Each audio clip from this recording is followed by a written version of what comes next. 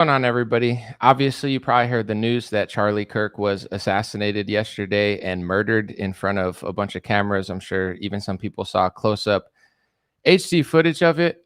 It was the most horrifying and haunting thing that I've probably ever seen. And this is super, super difficult to do for me. I can't imagine what his friends and family are going through. And also, I don't even know how some of his close friends were able to do news reporting yesterday. Like, that's pretty crazy to me. But with all due respect, I really want to do a video today. I was thinking about just taking the day off or the week off. Yesterday, I couldn't bring myself to speak at all. Even now, it's pretty difficult for me to do this. And I wasn't even a huge fan of him, or even I didn't know him. I like I said, and I'm not saying that to be disrespectful. I have no idea how people close to him were able to go live on camera like 2 hours after what happened to him happened. But that's besides the point. I'm going to do this video because, my job is to do news reporting, and there's just too many things that are very off with what just happened. Obviously, Charlie getting assassinated, is one of like the biggest political moments in recent history when it comes to that type of stuff. And there's a lot of weird stuff that I felt like, if I have nothing to add to this conversation, then I would have just not done a video. But there's a lot of things that I don't see out there that I do want to add, and then leave it up to the user to use that sort of stuff. So Dreamer Podcast starts now. Give me a thumbs up in the chat and for the algorithm if everything sounds good. And I'm going to get through this, and then I probably won't do a video for a couple of days. It's the Dream Rare Podcast. Welcome to the show. The way to get the news at the desk or on the road. Let's go. God is great and success in our control. The world is crazy, but we get better from obstacles. Yeah. What's going on Facebook? What's going on YouTube? What's going on Rumble? If you guys give me thumbs up, if it sounds good and looks good, then I'm probably not going to really read the comments at all. And I'm going to get through my news report, and then I will probably just not do a video for a little while. With that being said, let me jump into it. So, I guess there's a lot of ways I could talk about this. I guess I'll just talk about the situation. It's horrifying. Obviously, regardless, this doesn't even need to be said, but the guy was going to college campuses. He was debating with people for the whole nation to have to watch him, basically his neck get exploded and just blood leaking out. That was one of the craziest things I've ever seen. I don't really know what to even say about it besides what everybody already knows. And I guess just prayers to his family, thoughts to his friends and family. Everything you can say about that and more. I mean, just horrifying, insane, and just straight up demonic. And I want to just, like, going into that, there's a lot of things I want to talk about outside of the obvious. But this was an article that I found on Twitter from 2 days ago, or 3 days ago now. It was 9/8/2025. Jezebel. They said, we paid some Etsy witches to curse Charlie Kirk. You guys know the word Jezebel, what that means. It's a word that means like a evil woman, basically. And like, if this isn't just societally where we're at, we have a apparent news company called Jezebel bragging that they're paying Etsy witches to curse Charlie Kirk. I mean, this is the type of stuff we're dealing with. Of course, there's left and right. There's foreign and domestic policy. Like, all of those things are real. And people have many disagreements. But then there's literal witches casting spells on people and news articles bragging about it. I mean, that's just what's going on in this country, apparently, and all over the world. Before I talk about Charlie, because I'm going to talk about that the whole stream, today is also 9/11, which is insane. And I just wanted to bring this up because everybody's wondering who killed Charlie Kirk. Obviously, they want disclosure. They want closure. They want justice. Somebody in his early 30s that, to be honest, whether you like Charlie or not, he probably would have been president one day. He was pretty much more famous than any politician besides Donald Trump. And the number one most famous person on college campuses. Like, the dude was super, super famous and super successful at a young age. So they essentially assassinated probably a former president, definitely a former politician. And, 9/11 happened where thousands of Americans died. And, I really hate to be this guy, but we got lied to so much. It's sick that people are looking for disclosure now, but it's hard to even really know what to believe. I'm just going to bring up what happened on 9/11 since it is 9/11. They told us that they found a hijacker passport blocks from the scene, like it just fell out of the plane or exploded and they found it. I asked Grok, obviously it's just AI, but I said, what are the odds? It said 0.25% to 1% that a passport would be able to survive a plane crash like 9/11. I mean, the fact that they said they found a passport to push an agenda right after 9/11 is insane. I'm sorry, but I don't believe it at all. I did a little bit of research and they said, yes, the 9/11 commission report and the FBI records discovered it among debris and said somebody just handed it to a police detective, apparently before the towers collapsed. So allegedly, according to this research, that's the official 9/11 story, that somebody found a passport of a hijacker between the plane hitting the building and the building falling and gave it to a police officer and FBI reporter before the towers crashed. I'm sorry, but I think that the chance of that happening is like literally next to zero. So I feel like we were lied to about 9/11, And one thing that I brought up a bunch, and unfortunately I just have to repeat myself. I know I'm a very repetitive and I could tend to be an annoying person because I'm so repetitive, but I do it for context. I don't know who's watching for the first time. They told us that Al Qaeda did 9/11, killed thousands of our people, sent us to war. And Al Qaeda, a guy who worked for Al Qaeda, now runs Syria. He's the leader of Syria, and Western politicians are meeting with him and doing business with him and taking sanctions off of Syria. And we helped overthrow Bashar al-Assad of Syria to let that Al Qaeda guy go. So even if you follow the exact official narrative that they told you, the passport narrative is insane. I don't even look into 9/11 as much as maybe other people. So I wasn't even fully aware of how ridiculous that story was until recently. I did it for the report today. But then it's like, we're going to fight Al Qaeda. And then 20 years later, we're basically working with a country run by Al Qaeda and we helped them essentially take over. I'm not saying Al Qaeda runs Syria, but a former Al Qaeda member is the president of Syria. And nobody seems that ticked off about it. If 9/11 was truly about going to fight Al Qaeda, why would we be taking sanctions off of Syria when one of their former members owns it? Like, I don't understand. Everybody told us never forget.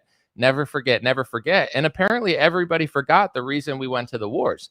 And, I don't know how much of this I want to say before I get into the Charlie stuff, but America's been at war for decades now after 9/11. And even now, like, I'm trying to compose myself. I'm going to drink a little bit of water real quick, but, we are at war right now. And I'm not trying to like freak people out, but we're funding Ukraine and we're funding Israel.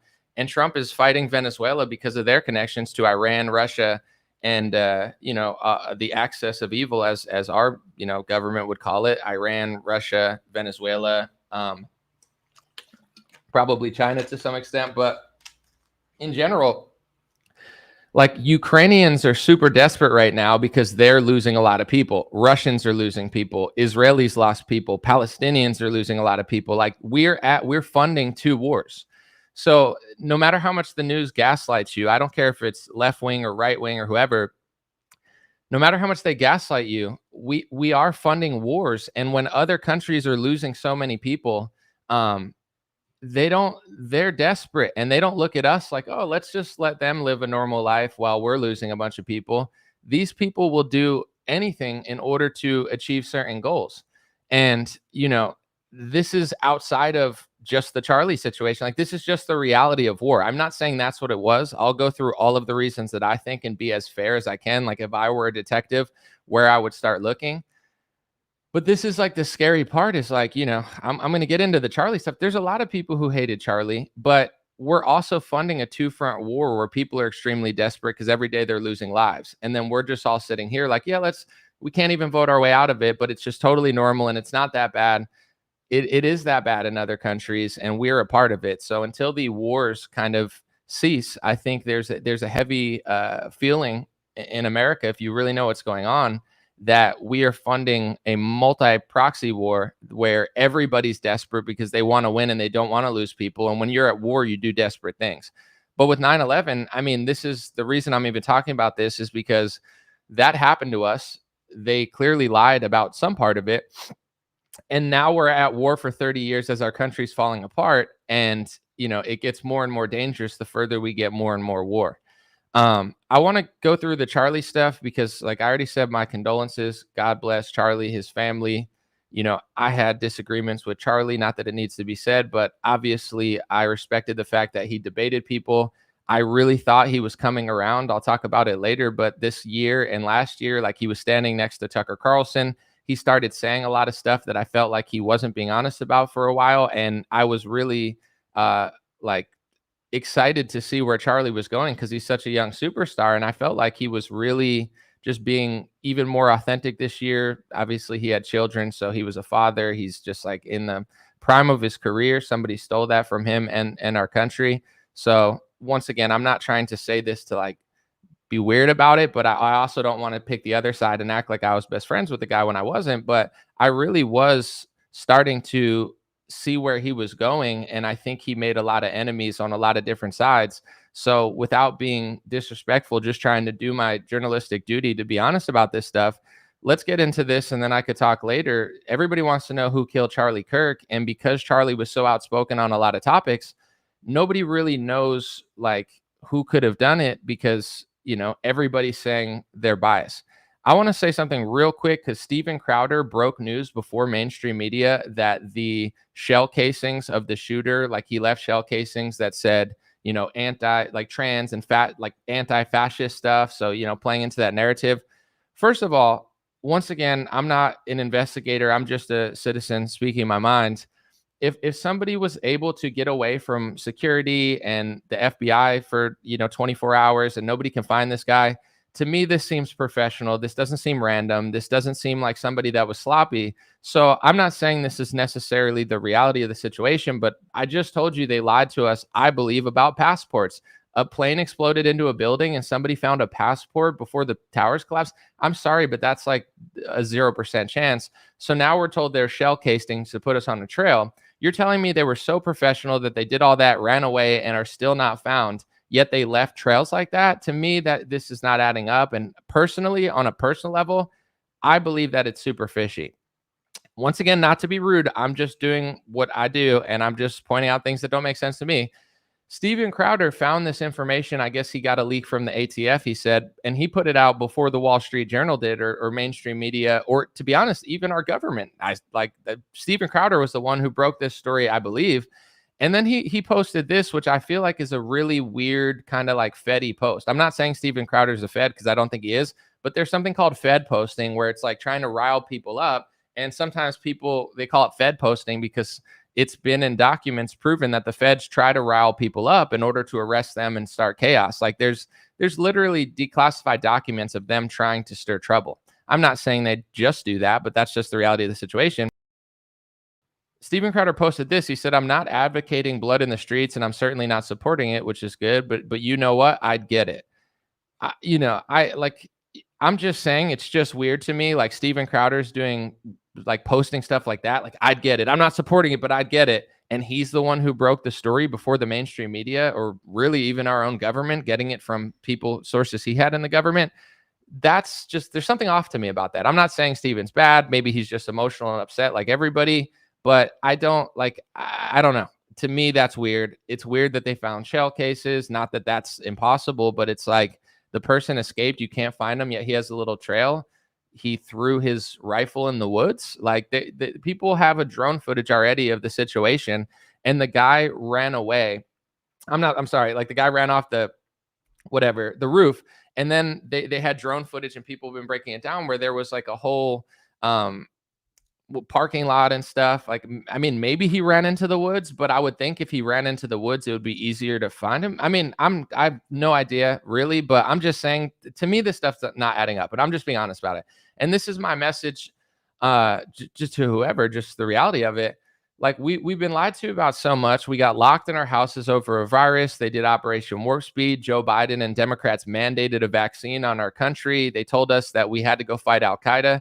20 years later, they're doing essentially, lowering sanctions on an Al Qaeda member now that he runs Syria, when they basically helped him get there, because without America intervening in Syria, there would be no Al Qaeda member leading it. So it's like, a passport being found on they've lied to us about almost everything. And now I'm just supposed to believe a government that can't even find the killer. They can't find the killer. They don't know who he is, but they already have the motive. It's definitely possible. And obviously I'm going to go through all of the things that I think, but this seemed professional. This didn't seem random, and it didn't seem sloppy. It's hard to even talk about, but I want to just now be fair about, like, why could somebody have wanted to go out after Charlie? If you were like a private investigator or detective, or you were trying to solve this murder mystery, as everybody in the country is trying to do unprofessionally, you'd have to look at motives and what made sense.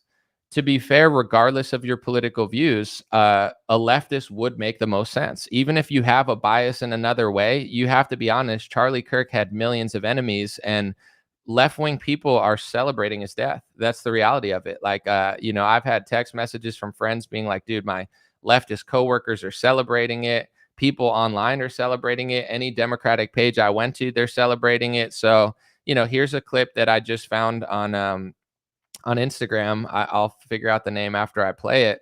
But somebody goes around a college campus and starts asking them, like, what do you think about Charlie Kirk's death?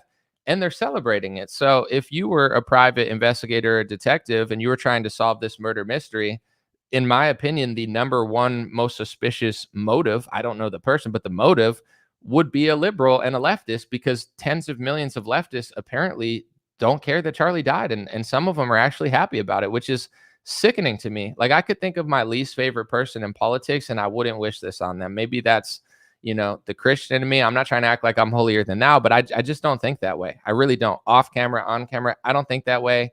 It sickens me when anybody thinks that way, but this is how liberals think. And this is, in my opinion, the number one most plausible reality to who could have done it. Not these kids necessarily, but somebody with this type of ideology. They hate Charlie for being right wing. Charlie Kirk got shot and killed. How do you feel? Happy. Goodbye. Wow. Did you see that Charlie Kirk just got shot and killed? That's good. Wow. That's good. That's good that people are getting shot just off a political view. Good that people are dying in America. Did you see that Charlie Kirk got shot and killed today? Yes, I did. How do you feel about that? I don't really have any feelings about it. Who are you? Charlie Kirk got shot and killed today. We're just getting people's opinions. How do you feel about that? Girl, someone had to do it. And that's how I feel at this point in time. But I appreciate your honesty. I truly do. So you said someone had to do it. yes. Try not to get all pulled up into that, but he was a misogynist. He was a disgusting person with disgusting beliefs. So if you had a magical wand, a magical button that you could press and keep him from being assassinated, would you press that? No. I think things happen for a purpose. And if that's how his life was ended, then that's how it was ended. So, I mean, this is like insane, And like I said, millions of people feel that way. Like, Charlie was hated by liberals. I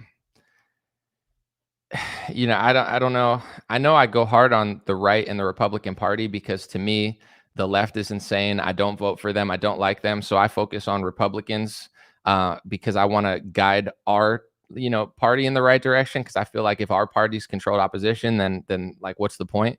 But don't think I don't see this stuff. And I know maybe like everybody on the right talks about this stuff, and it is what it is. But it's like, yeah, these people are nuts. Like, these people are nuts. These people are evil. And just like this article, I'm not saying every liberal, I'm just saying like modern day people like that. I mean, this is like a spiritual level. I don't even wish negativity on the worst people that I've ever met in my life. Like, I don't feel spiritually connected to doing that. I feel like it would weigh me down, and I feel like it's evil. Yet these people were doing that to Charlie Kirk, just like casting spells on him like witches. I mean, we're dealing with something deeper than politics. We're dealing with something deeper than social issues. We're literally in a spiritual battle, and there's demonic people that just hate you because you're right wing, or your skin color, or your religion. I don't know. So my number one, culprit would be the left. A liberal. Like I said, I don't believe the shell casings. I don't trust the official narrative of this story already. But to be honest, I just feel like the obvious number one most plausible, if you were a private investigator, you have to think the majority chance would be a leftist. And regardless of what you think about foreign policy, they literally hate Charlie Kirk for different reasons than other people might. So that's the reality of the situation. The next couple ones I'm going to go over, I'm not going to go in any specific order, because these ones you can decide for yourself which one you think is a more plausible option. But these are just things Charlie was outspoken on, and possibly someone could have wanted to target him for. You know, Charlie was very outspoken against Islam, and he was very, steadfast about how he thought Islam was taking over the West and he hated Islam. So it could have been someone in that camp. Charlie Kirk was very, in many ways, pro-Israel and supporting Israel, and somebody that was anti-Israel could have hated him for that. On the flip side, and this is the one I'm going to cover in a little more depth, and maybe this is out of bias, and I'm not saying it's necessarily the most plausible thing, but to me, this is what I liked seeing Charlie speak about these issues, and I thought he was becoming way more authentic. He was defending Tucker Carlson. I went to Turning Point USA this year, and Tucker's speech, in my opinion, was an incredible vibe shift. Like, it felt like for the first time in a decade that Turning Point was starting to shift in a direction that I felt was more America first. And now Charlie Kirk is dead. And I'm not saying that's why, because I just said I think a leftist is the most plausible answer. Could have been someone Islamic who didn't like what Charlie said. Could have been somebody anti-Israel, pro-Palestine. Like the possibilities, because Charlie was so many different ways, it could have been a lot of things. And obviously none of them are justified. I'm just trying to be like a private investigator of like, where would I look? And like I said, for this one, because of, these are clips that I saw that I actually really liked, that Charlie was saying this sort of stuff.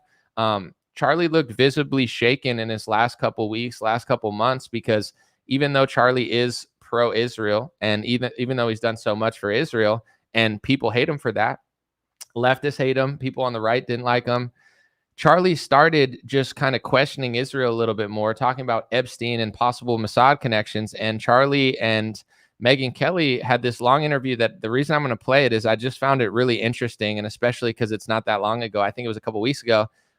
They both looked visibly kind of upset. I think Charlie looked a little more shaken than Megyn did, but they've been getting dozens of texts from pro-Israel people essentially calling them the enemy and Hamas because they dared essentially just ask questions that certain people didn't want. So once again, I already said, and I'm just going to be clear, I think the most plausible reason that Charlie could have been assassinated, if I had to guess a motive, would have been from a leftist, because they're vile, they hate him, and they're like spiritually, demonically possessed, and they are celebrating his death more than anyone I've ever seen ever. I think that's the number one most plausible.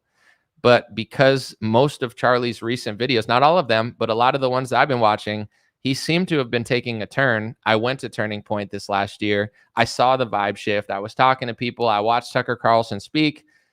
People on Charlie Kirk's side, people that Charlie Kirk has defended his whole life, were starting to really view Charlie Kirk as the enemy. I'm not saying this is why he was assassinated. I'm not.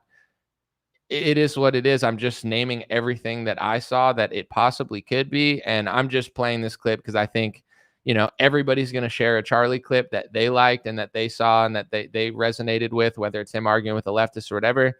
This is just one that resonated with me. So I'm going to play in 6 parts. Megyn Kelly and him talking about all the backlash they were getting from Republicans because they dared ask questions. In many instances against critics on our own side. And now you have a couple of comments like, well, what about this? Well, has it gone on too long? Like, is it time to wrap it up? And the thing about Epstein is just so bizarre. I don't know who he was an agent for. It might have been Israel or an asset, or it might have been nobody. Yeah. But we're allowed to speculate about that. It's there's some rule. You can't go there when it comes to Israel. Well, you and I believe that we're Americans and Americans first, period. End of story. We are citizens of this nation, okay? That's and right. Israel, we have funded, we have supported, and they're up against a sea of Islamic totalitarianism, and we should be cheering for them, right? Because they're up against barbarians and monsters, and we want them to win. However, here is Megyn Kelly and Charlie Kirk combined, probably 30 million social media followers, like pretty, right? And you and I have been holding this down, and you probably get the negative, oh, you're just shilling for Israel, whatever. I'm like, okay, I'm going to do what's right regardless of the. So in that clip, Megyn said, we're Americans. We're allowed to criticize Israel. And then Charlie said, are we though? Are we allowed? And they'll explain more what they meant. They were getting a lot of heat from people that had notoriously liked them for, I would say being 95% pro-Israel and just 5% questioning, similar to a leftist, where leftists, you have to 100% agree with them or they hate you. I think Charlie was feeling the heat from the pro-Israel crowd, even though he was like 95 to 99% in support of Israel. He couldn't hit that 100%, and he tells the story of what they were doing to him or what they were saying to him. Right, regardless of the feedback, right? But then all of a sudden, like, I host a person that I moderate the debate of, mind you, right? And I give equal time to Josh Hammer, equal time to a pro-Israel advocate, and my moral character is being put into question. And so I think it's a hyper paranoid, like, we're just going to try to, we're going to just stamp out everything type of practice. But it goes to the point where, if, for example, if I have less ability sometimes online to criticize the Israeli government without backlash than actual Israelis do. And that's really, really weird, isn't it, Megan? That's it's not so right. Wrong-headed. I'll tell you this, for me, so I got some blowback after saying Mossad possibilities with Epstein, a comment behind which I stand. I mean, I realize, and I've, of course, reported what Alan Dershowitz has said as his lawyer. And I want to repeat this too. America, like, this is not something I want to do, but it's the reality of our country. America's funding two different wars right now. And maybe they're connected probably in some way, like a big World War III sort of situation. But America's funding Israel, and there's an Israel-Palestine war, and America's funding Ukraine, and there's a Ukraine-Russia war. Just to be fair, and my journalistic due diligence while I play this clip, there were a lot of Ukrainian pages celebrating as well, because Charlie was a huge, like, if you think, like, Charlie is a huge defender of Israel, they got upset, not Israel necessarily, but like certain people in the press, and he'll tell the story later, they got mad that he just said a few things. He's been vehemently against the Ukraine war, like way more than anything with Israel and Palestine, like super heavy, just not supporting the Ukraine war at all. And Ukrainians were furious about that. I mean, at one point, I think they put out some sort of list that Jack Posobiec and stuff was on. And this is all I got to say. I'm going to go back to these clips, and I'm not trying to deflect for those who think I am. I'm just being honest. I don't want to be at war. I don't think these wars, sorry, this video is like freezing a little bit, but I don't think these wars are necessarily in our interests. And because we're involved in them, everybody's desperate. There's no justification for it. It's the reality of war. Israel, Palestine, Russia, Ukraine.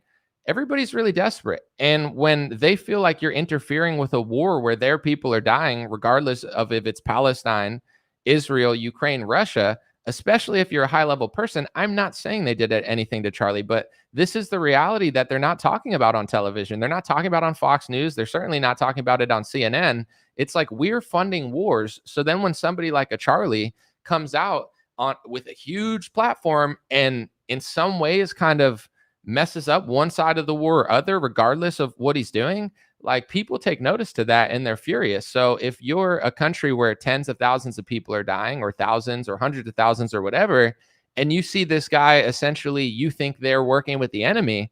I mean, I believe that a lot of the Ukrainian government and people that are like loyal to the Ukrainian government probably see Charlie Kirk as an enemy. And here's the thing. A lot of pro-Palestine people see Charlie Kirk as the enemy. And as Charlie tells in this story, a lot of his pro-Israel friends started seeing him as the enemy because they view him as such a huge superstar. So if he's not 100% in the bag for Israel, now all of a sudden they view Charlie almost as a Hamas supporter. And he'll talk about that. So, this is the sick part about war. And I'm not trying to scare people, but this is, I feel a lot, just like anybody. And it's like, I felt the reality of that we are at war for years now, and maybe the average person doesn't think much about it, which is fine, but it's the reality of what's going on. We're funding multiple wars. People are dying. You go to certain countries like Palestine, hundreds of journalists have been murdered in Palestine. When this is happening and we're funding wars, every country is desperate.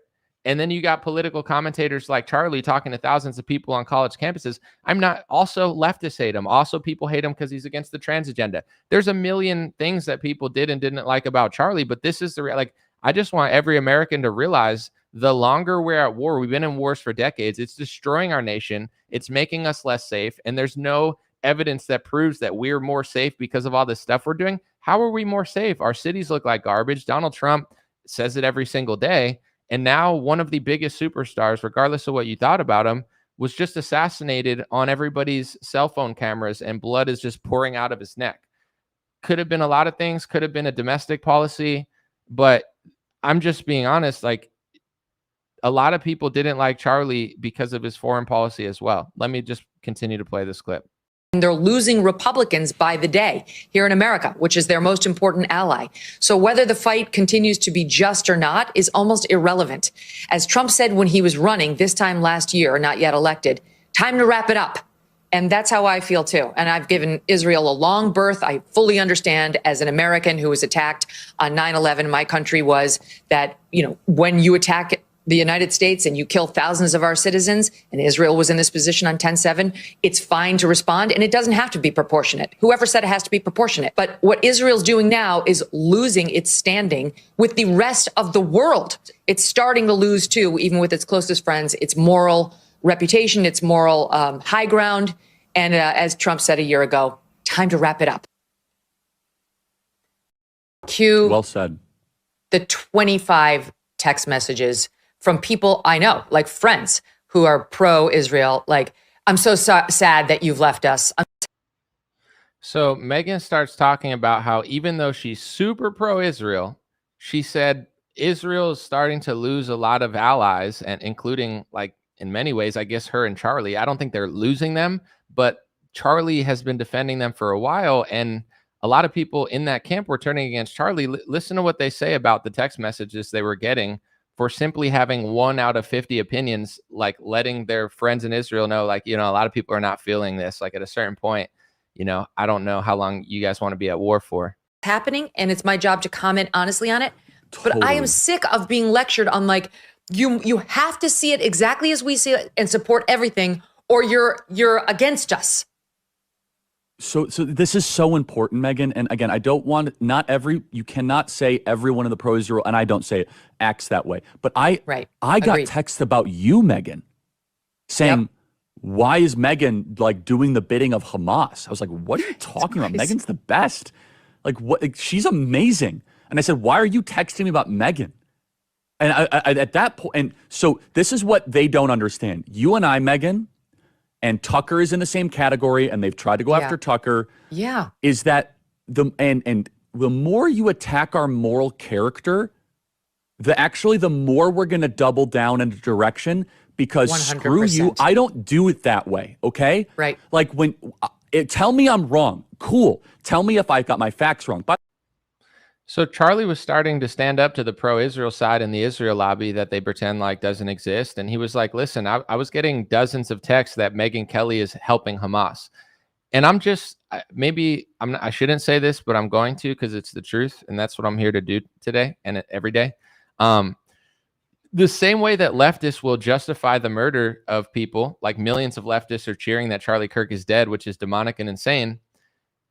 With the Israel side, if they say you're Hamas, then they justify your slaughter. That's just the reality of the situation. Hundreds of journalists have been killed in Palestine, and they say, well, they were Hamas. They deserved it. Well, they were Hamas. So what does it mean if they call Megyn Kelly Hamas?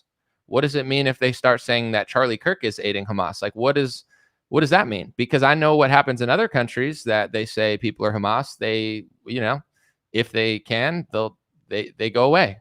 So that's just the reality of the situation. I'm not saying that's what it was. I'm not saying it's the number one most plausible thing. I think it was probably a leftist because they're seething with hate for Charlie. But Charlie was visibly shaken that he was getting dozens of texts saying that Megyn Kelly was essentially aiding Hamas.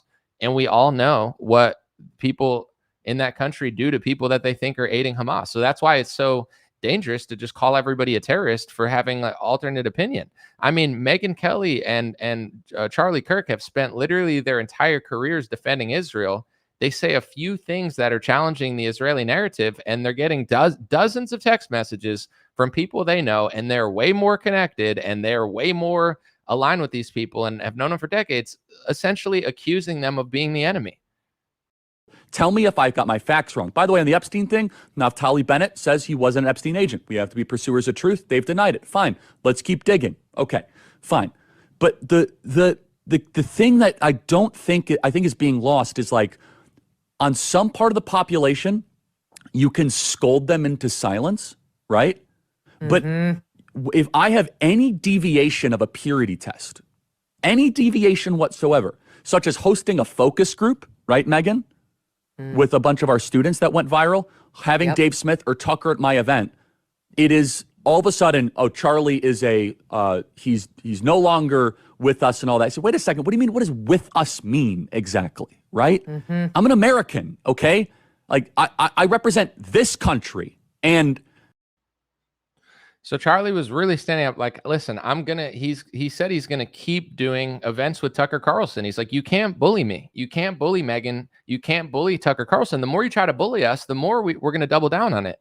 Speaking of Tucker Carlson, a couple of days ago, think about what Charlie's friends and allies thought about this interview and what Tucker's doing a whole 9/11 documentary, apparently. I mean, Benjamin Netanyahu on camera right after said this is a good thing because it brings the United States into a conflict that we've been involved in on an existential level for decades. I mean, he said that out loud. I'm not guessing, you can pull the tape. We know that a group of Israeli art students, who clearly were not art students, clearly some of them were aligned with Israeli intelligence, were arrested and held for quite some time in the United States before being released without charges. And we know that a group of them, again, I'm quoting an FBI document here, not the internet, filmed the attacks on 9/11, and I'm quoting, seemed to have foreknowledge of those attacks. Now, you were not allowed to follow up in any of this. So Tucker's making apparently a 9/11 documentary where he's talking about everything he just said there, about what Netanyahu said, about the Israeli art students, about their intelligence, etc. And Charlie Kirk has been pro-Israel his whole life, but Charlie, like I always used to say, is kind of like a politician in the sense of he's not just a podcaster. He's so connected. He's so embedded. He's so like central to everything where like he's almost in a way stuck is what I used to say, because like if he pivots, the amount of pressure he's going to face is going to be astronomical. And the truth is Charlie Kirk was pivoting. Like he was pivoting. He was allowing Tucker Carlson to stand on a Turning Point USA stage and say stuff like that. He was pushing back against the narrative. He was saying, I'm not going to stop. I will double down. You can't bully me. I can't help but notice that is how Charlie spent the last month or so, telling people that he was getting hounded by all of the people around him for not backing down on those topics. Happening, and it's my job to comment honestly on it. Totally. But I am sick of being lectured on like, you have to see it exactly as we see it and support everything, or you're against us. So this is so important, Megan. And again, I don't want, you cannot say every one of the I already played that one. Hold on. I don't even understand that paradigm, but Megan, I think you would agree with this. I want to make sure we really zero in on this. Personality types like you, myself, and Tucker, the more that you guys privately and publicly call our character into question, which is not isolated, right? Megan, it would be one thing if it was one text or two texts. It is dozens of texts. Yes. Then we start to say, hold the boat here. And to be fair, some of my really good Jewish friends are like, that's not all of us, it's all, but these are leaders too, though, right? These are stakeholders, right? And so, look, I'm afraid because, again, I want civilization to win. I want the West to win. So you could tell like him and Megyn Kelly were saying people are texting us. Charlie was like, listen, I'm not saying it's everybody, but even Charlie was going further than I've ever seen him go, where he's like, it's not everybody, but it is the big institutions. It is all my big allies. Like they are coming after me. And that's sort of the thing. It's the same way other people want you to defend them when something's going wrong. Charlie spent his entire life defending this country. And then when Charlie is being called an anti-Semite, Charlie is being called basically a Hamas supporter. And these are heavy words you don't want thrown at you, because what they do to those type of people is not good. That's just the reality of war. And that's the reality of what's going on in these countries. And like I said, leftists hated Charlie Kirk. Charlie was outspoken against Islam. Charlie was outspoken against a lot of left-wing things. Charlie was outspoken against the Ukraine war. There were a lot of people who didn't like what Charlie was doing for many reasons, but like I said, at the end of his career, I've just been watching clips, and I'm going to play in a second. I'm going to play this clip, but then I'm going to play another one. That was one of the last interviews that Charlie did. It was with Ben Shapiro like 2 days ago. Like it was like, I went to his YouTube channel to check for myself. It's one of the last interviews he did. And he said that he was not really thrilled with how Netanyahu was framing things. Charlie said that. So, it seemed like Charlie was turning a leaf and he was under immense amount of pressure because the group that he has defended and looked after his whole life, and the country that he's defended besides America, was essentially, turning on him because they felt that he was turning on them. Here's another clip that I just found that's worth playing. I don't want the Islamo-fascist barbarians to storm the gates of Jerusalem. I want the holy sites protected. I believe in the Holy Land. I love that Jesus walked on water there and rose from the dead and preached in the Mount of Beatitudes. Like, I feel the connection to Israel. But at the same time, simultaneously, when the hostile reaction is that now Meghan and Charlie are enemies, you're not gonna, I wouldn't say lose, but you will weaken and just basically deflate two of your strongest advocates if that continues. Right. And to me, I laugh because it's like, I've been bullied by the best of them. The best. They said we got. Sorry about that, Barb. But so Charlie said he was being labeled as an enemy. That's a couple weeks ago. Charlie's being labeled an enemy. Meghan's being labeled a Hamas helper, essentially. Here's another clip of Charlie that's going viral now that just crossed over in my feed. I don't want the Islamo-fascist Sorry, that's one I just played.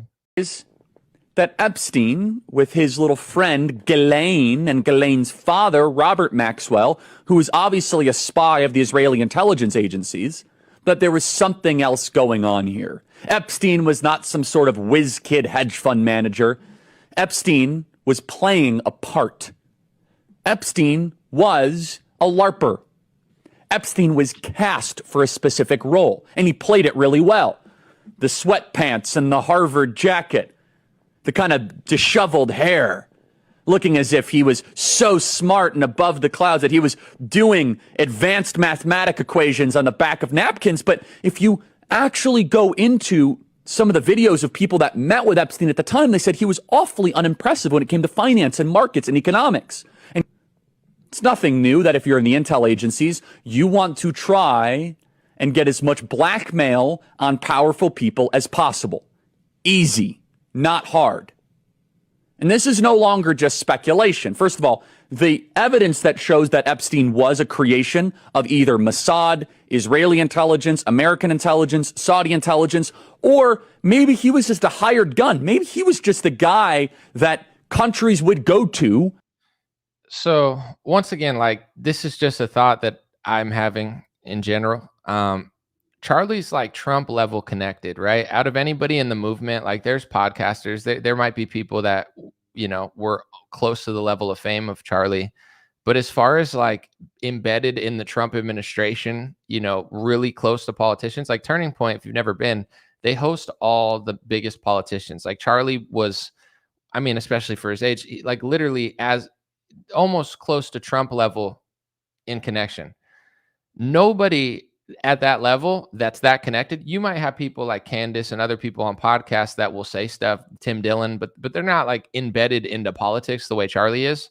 Nobody at Charlie's level that's embedded in it. And someone like Steve Bannon says it sometimes, a lot now too, but like Steve Bannon doesn't seem like he's like in deep that much anymore. Like, he's just podcasting. I don't think he has a huge role.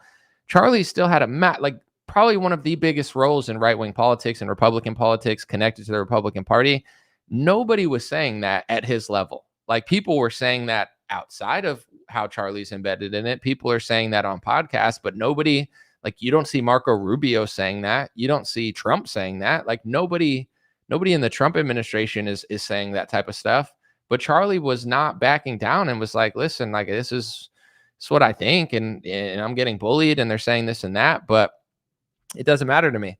I just want to see a few more things, and then I'm going to just kind of wrap it up and just give my initial thoughts. Like I said, to those just joining, everybody has Charlie Kirk videos that they're sharing now because they want to remember the things that they liked. These are just ones that stick out to me and just a narrative that I feel like telling. But I guess Michael Tracy reported that, and I watched the segment. There was a segment, so I know it's real.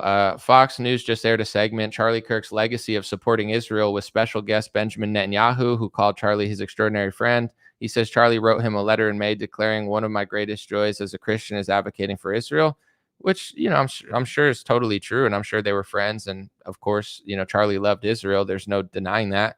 I just want to play. This is one of his last interviews from like 2 days ago. It's on his YouTube channel with Ben Shapiro, where Charlie said he was not thrilled that Netanyahu said that you can't be MAGA if you're not pro-Israel. We're running out of time here, but just last question on this, Ben. I know this might be a tougher question, but Bibi said, quote, I didn't like he said this, I'll be honest. You can't be MAGA if you're anti-Israel. I don't like it for a couple reasons. How did you analyze that statement from Bibi?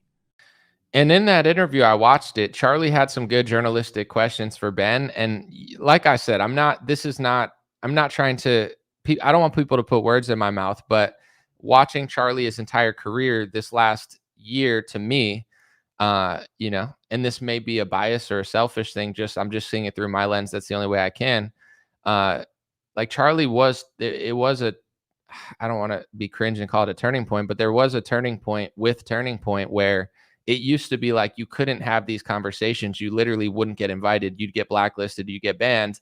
And then Tucker Carlson is the main speaker of Turning Point USA, going further than most people. And he's allowed to do it on a Turning Point stage, which was unthinkable like 5-6 years ago. Like it was unthinkable that you could even think or say what Tucker Carlson said on the stage and even get a pass to Turning Point. And now the main speaker of Turning Point is essentially saying a lot of the stuff that Charlie was saying in those clips. And then, like, I'm just being honest. Like, do you think the donors and do you think the people that Charlie's connected to, they would want somebody like this speaking at a Turning Point event in front of thousands of kids? Like, this is not normal Republican behavior. And this is brand new to like this year. It's nothing like this ever reached mainstream Republican politics. I mean, Benjamin Netanyahu on camera right after said this is a good thing because it brings the United States into a conflict that we've been involved in on an existential level for decades. I mean, he said that out loud. I'm not guessing. You can pull the tape. We know that a group of Israeli art students, who clearly were not art students, clearly some of them were aligned with Israeli intelligence, were arrested and held for quite some time in the United States before being released without charges. And we know that a group of them, again, I'm quoting an FBI document here, not the internet, filmed the attacks on 9/11, and I'm quoting, seemed to have foreknowledge of those attacks. Now, you were not allowed to follow up in any of this. That guy was the main speaker at Turning Point this year, and I believe Tucker is slated to be the main speaker at the Turning Point in December. I'm sure they'll still have it, but like that's very unusual. So I've always said, and now in hindsight, it's a lot sadder because when someone passes away, you're like, I wish I wasn't so critical. I wish I didn't say that. I was very hard on Charlie, peacefully, respectfully, sometimes not respectfully. I knew Charlie could handle it. And also I felt like, and I used to tell people this privately, and I tried to make the nicest post I could out of respect. But I said, privately, when I talk to people, I said, when push comes to shove, I know Charlie will be on our side. He's in a really difficult position because he's not just a normal kid. He's so connected. Like Charlie, he can't say and do everything. Like he's way too in deep. But this year he was bolder than I've ever seen him be. He was braver than I've ever seen him be. He was allowing people to come to the event that he used to not. He was allowing Tucker to say these things and defending Tucker and telling people that he was basically, his character was being smeared and he was being called an anti-Semite. He was being called a Hamas sympathizer. He was being called, an enemy. But he never wavered. He never turned on Tucker Carlson. And it didn't seem like he was going to. It seemed like Charlie was just going to continue on his path. Like, I don't think he had it in him to be as phony as some of these Republican politicians who serve in our office and will never say the things that you just heard him say to Megyn Kelly. He'll never admit the things that you just heard him say on his own show, and he'll never say any of that stuff. And Charlie was saying that. And it's hard. It's hard to say it when you're Charlie because you're not just podcasting. You're saying it from a way deeper position. And I'm going to go through everything, like I said, that I think it was. And of course, this is all speculation. Everyone's speculating, but I just want to be as honest as I possibly can and go through all of the things. If I were a private detective, what I would be thinking the motive was. The number one would be a leftist. Leftists hate him because he, talks about trans stuff. They hate him because he's conservative and Christian and traditional and thinks what everybody used to think.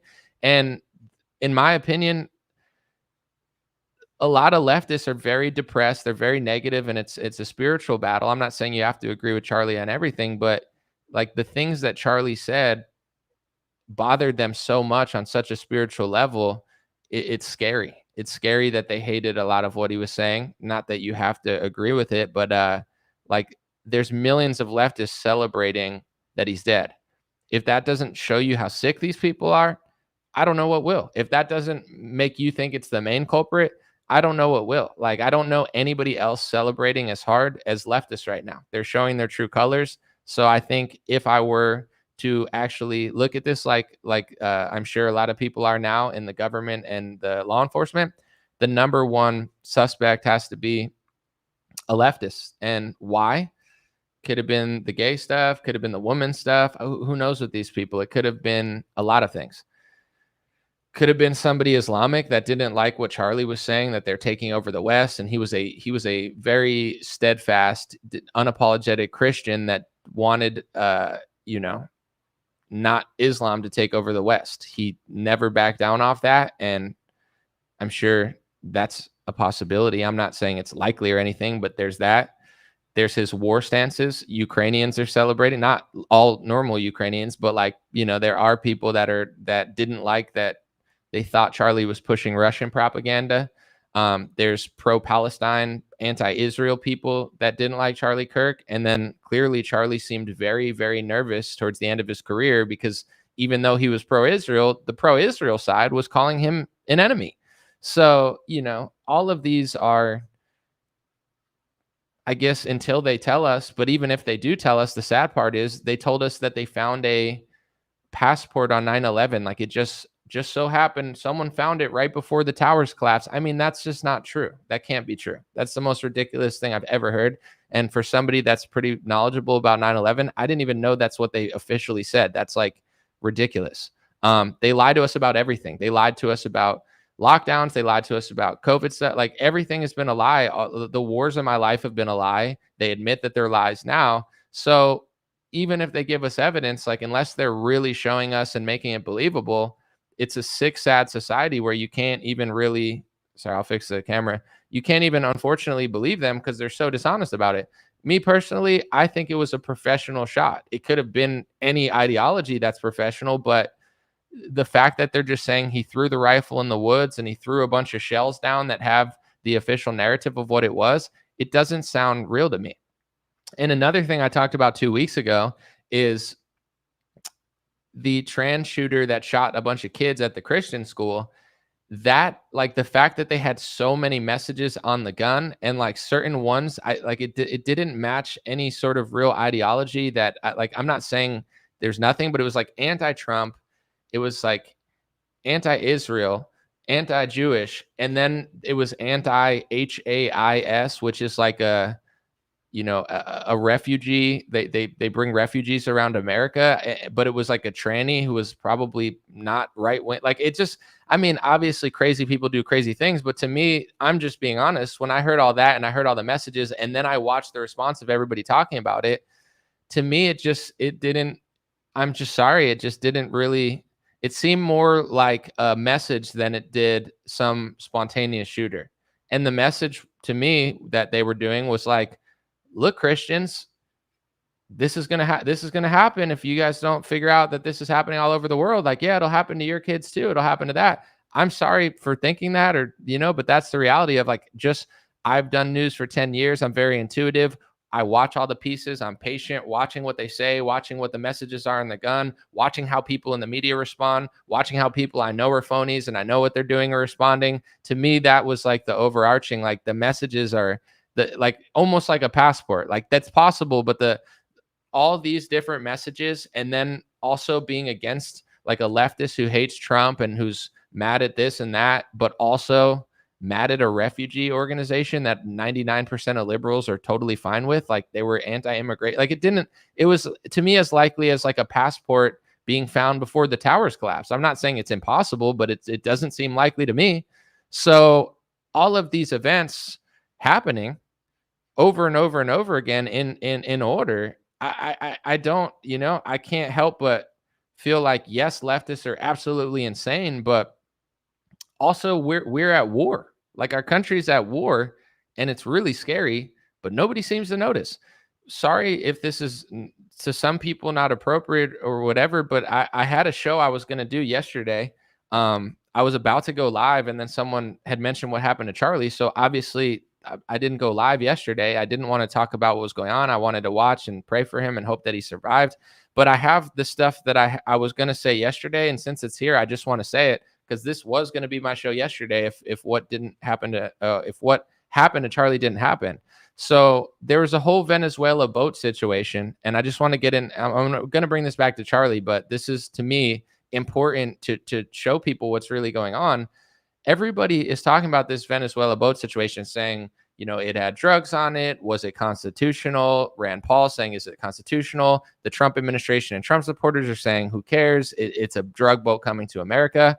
Once again, I don't care about Venezuela. I've never met a Venezuelan who likes Maduro. I don't want drugs to come to America. And if somebody is bringing drugs to America and you're 100% sure, personally, I don't care if their boat gets blown up. So this is not why I'm telling you this, but I'm telling you this just to be clear and honest. They didn't, and I'm sorry if this bothers people, but they didn't blow the boat up because it's bringing drugs. Here's how I can come to that conclusion. And even though I'm not 100% sure, I could be pretty confident. First, let's just look into where all the drugs are coming from, South America and Mexico. 40% of intercepted drug boats come from Colombia. 25% come from Mexico. 10% come from Ecuador. 8% come from Peru. 6%, only 6% of drug boats come from Venezuela. So are they blowing up Colombian drug boats? Are they blowing up Mexican drug boats? I've never seen them blow up a boat. I'm not trying to offend people, and I'm not trying to be controversial. And for some reason, nobody understands this. Like, it shouldn't even be controversial. The reason Trump blew up a Venezuelan boat is because we're essentially at war with Venezuela. Venezuela works with Russia. Venezuela, I think, indirectly or directly works with China. Venezuela works with Iran. They're part of that axis. I don't know how involved they are, but that's why they blew up that boat. It has nothing to do with just drugs. And here's how also I know that. If it were about drugs, why wouldn't they wait till it was closer to America and then blow it up and be like, all right, we got it close. They did it in the Caribbean. That's a completely unprecedented act of war. And I don't care about Venezuela. I've never met anybody who likes Maduro. Apparently, he's destroying that country. So I don't care about him. I'm just being real. It has nothing to do with the drugs. It has everything to do with sending a message from the Department of War to a country we're at war with. We are at war, and we are at war with Venezuela because Venezuela works with Iran and Russia and probably China. And if they didn't, we wouldn't have blown up that boat. I'm sorry, but that's the reality of the situation. And then when you get to one other thing that happened when Trump was in office the first time is that this guy, Juan Guaido, I don't know how to pronounce his name. He's the opposition leader of Venezuela that they're trying to replace Maduro with the regime change. He spoke at you could look all this up, by the way, and fact check me. He spoke at a Trump State of the Union. We had a wannabe foreign leader who's not even the leader of the country, but he's trying to be, speak at an American State of the Union. And when or maybe not speak, but Trump just says, that's Juan Guaido or whatever, the Venezuelan opposition leader. Everybody gets up and cheers. Pelosi, McConnell, nothing makes both parties happy ever. They never agree. Liberals hate us on every topic. They can't even cheer for anything.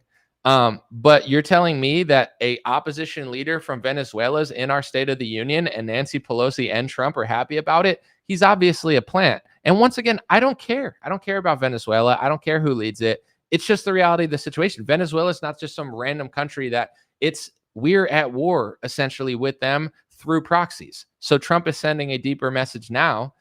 That's why it's not about the drugs. If it were about the drugs, they'd be blowing up all the boats coming from Mexico and Colombia.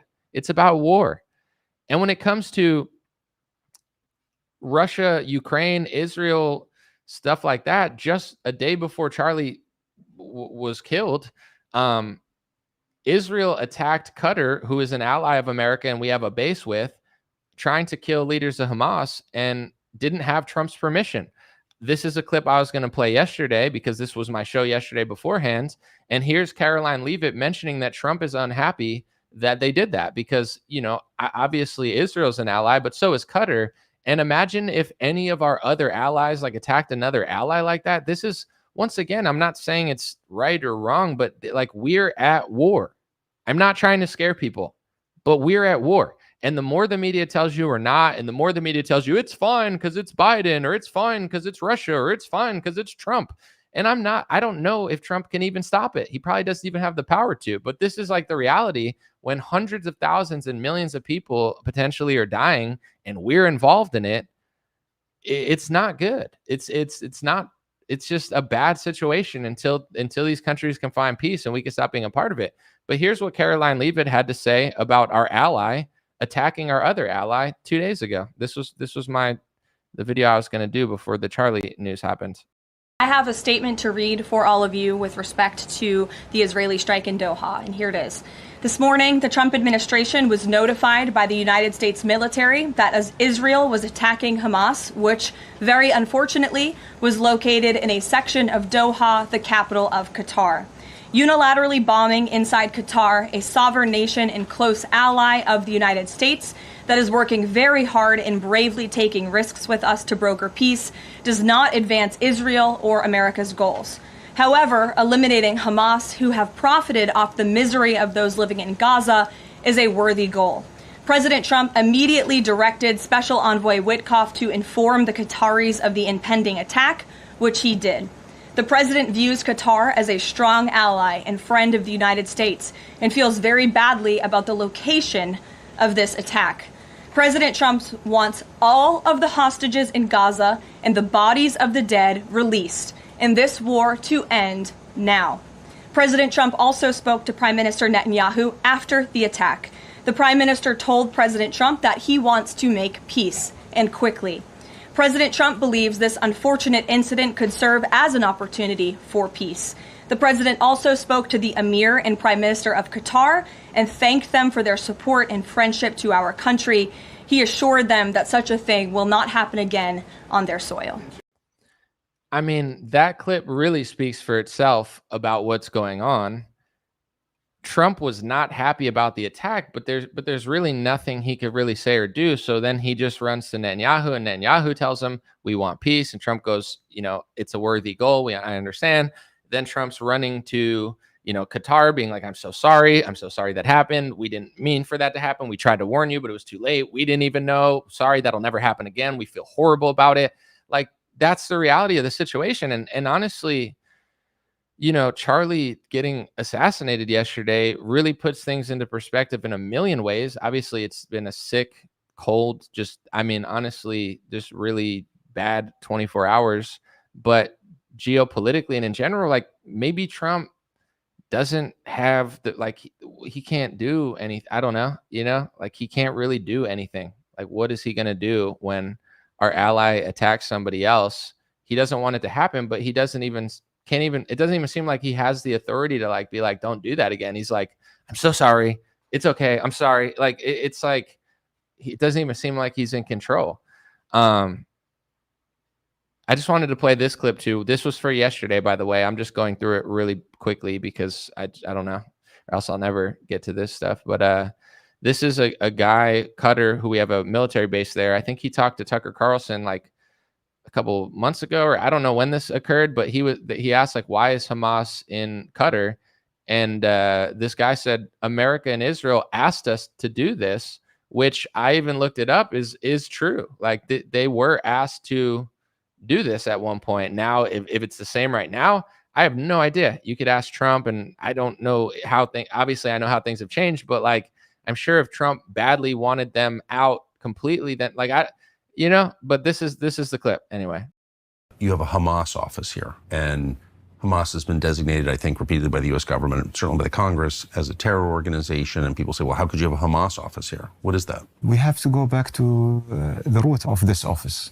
Like, why it's here in the first place. And Hamas office, when it was opened here in the first place, it was opened with full transparency and full consultation and actually even request from the U.S. The U.S. asked you to put a Hamas office here? They have asked us to open the channels with them and to have an established communication channel with the same case what was applied to Taliban as well. At the end of the day, if you have a presence of someone in your country and you are engaging and talking, it doesn't mean that you are endorsing his ideas. It doesn't mean that you are supporting him. The purpose of this office was to facilitate peace, to stabilize the region, and to make sure that always it's serving the purpose.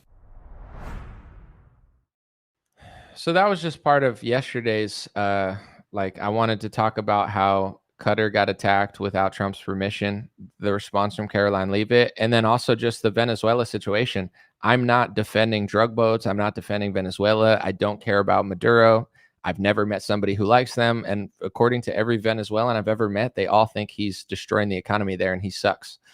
With that being said, the boat, I'm sorry, but nobody's saying this. The boat wasn't attacked because of a drug thing. There's hundreds or thousands of drug things over there. They're not just blowing up drug boats. And I'm not making the moral justification for whether they should or shouldn't. I'm just saying Venezuela is being attacked because Venezuela is an ally to Russia and China and Iran. And we are essentially at war with Iran and Russia. And we're funding Israel and Ukraine. And apparently neither one of them we really have any say in. You know, it's a scary thought, but it's just like Israel does something Trump doesn't like. He apologizes to our other ally, and then he apologizes to our other ally. Like, it seems like Trump's not even really in control. And if he were in control in Ukraine and Russia, then he probably would have ended it, because I don't think he wants that war. But, sadly, it just seems like he's not. And now one of the biggest political commentators in America, who was probably going to be the president of the United States one day, who allows Tucker Carlson and other people to speak on stage, I would say to a leftist, maybe they don't see it this way, but to normal people, I think Charlie Kirk was obviously very brave and bold, but he was like a middle ground. He was a guy who would go to college campuses and let people talk, like right wing, left wing. If you didn't like Charlie Kirk, you could go there, get the microphone and have your moment and put it on social media and try to outsmart him. He was kind of a middle ground. And now he just got assassinated in broad daylight with HD cameras. And it's literally the most haunting video I've ever seen in my life. I felt sick the last 2 days. I took a nap today and I was like sitting around being like, should I even do a video? Should I even do this? But on one hand, I could just sit and feel weird all the time, but that's not good, healthy. But on another hand, it's like, this is what I do. So I'm not going to, yesterday, not trying to talk to anybody else, but like, I literally don't and maybe they're braver and stronger than me, but I don't get how people close to them even were able to go on cable news yesterday. Like, that's incredible to me. I didn't even know Charlie Kirk like that. And I felt like I couldn't possibly do a video yesterday. I don't know how they did that. With that being said, today, I was thinking about just not saying anything for days. I don't know, just taking a break until Monday or something. But then it's like, I do have some things I do want to say. And, I said them today. So it's what I do. And I feel like it's part of my responsibility to if I have some value to add it. Maybe I'll read some comments. Probably not. I think to wrap all of this stuff up and maybe the video just ends there. The obvious thing is condolences to his family, his friends. I feel sick into my stomach. And there's a lot of reasons for that. But, I didn't even know him like that. Imagine being his friend. Imagine being his wife, his kids. It's sick. These people are demonic. Whoever did that is evil. And it's insane to me. It's insane. And I can't even imagine what his kids are thinking. I can't even imagine what his wife is thinking, his friends and his family. Charlie Kirk was probably going to be president one day. He was one of the most famous people in America. He was constantly showing me, although I many times looked at what he said and vehemently disagreed, he was showing me that he was, in my opinion, just getting more and more in a groove that aligned with me. Not that it even matters, but I didn't look at Charlie like, oh, he's a horrible person because he disagrees with me. I always told people he's going to be on our side.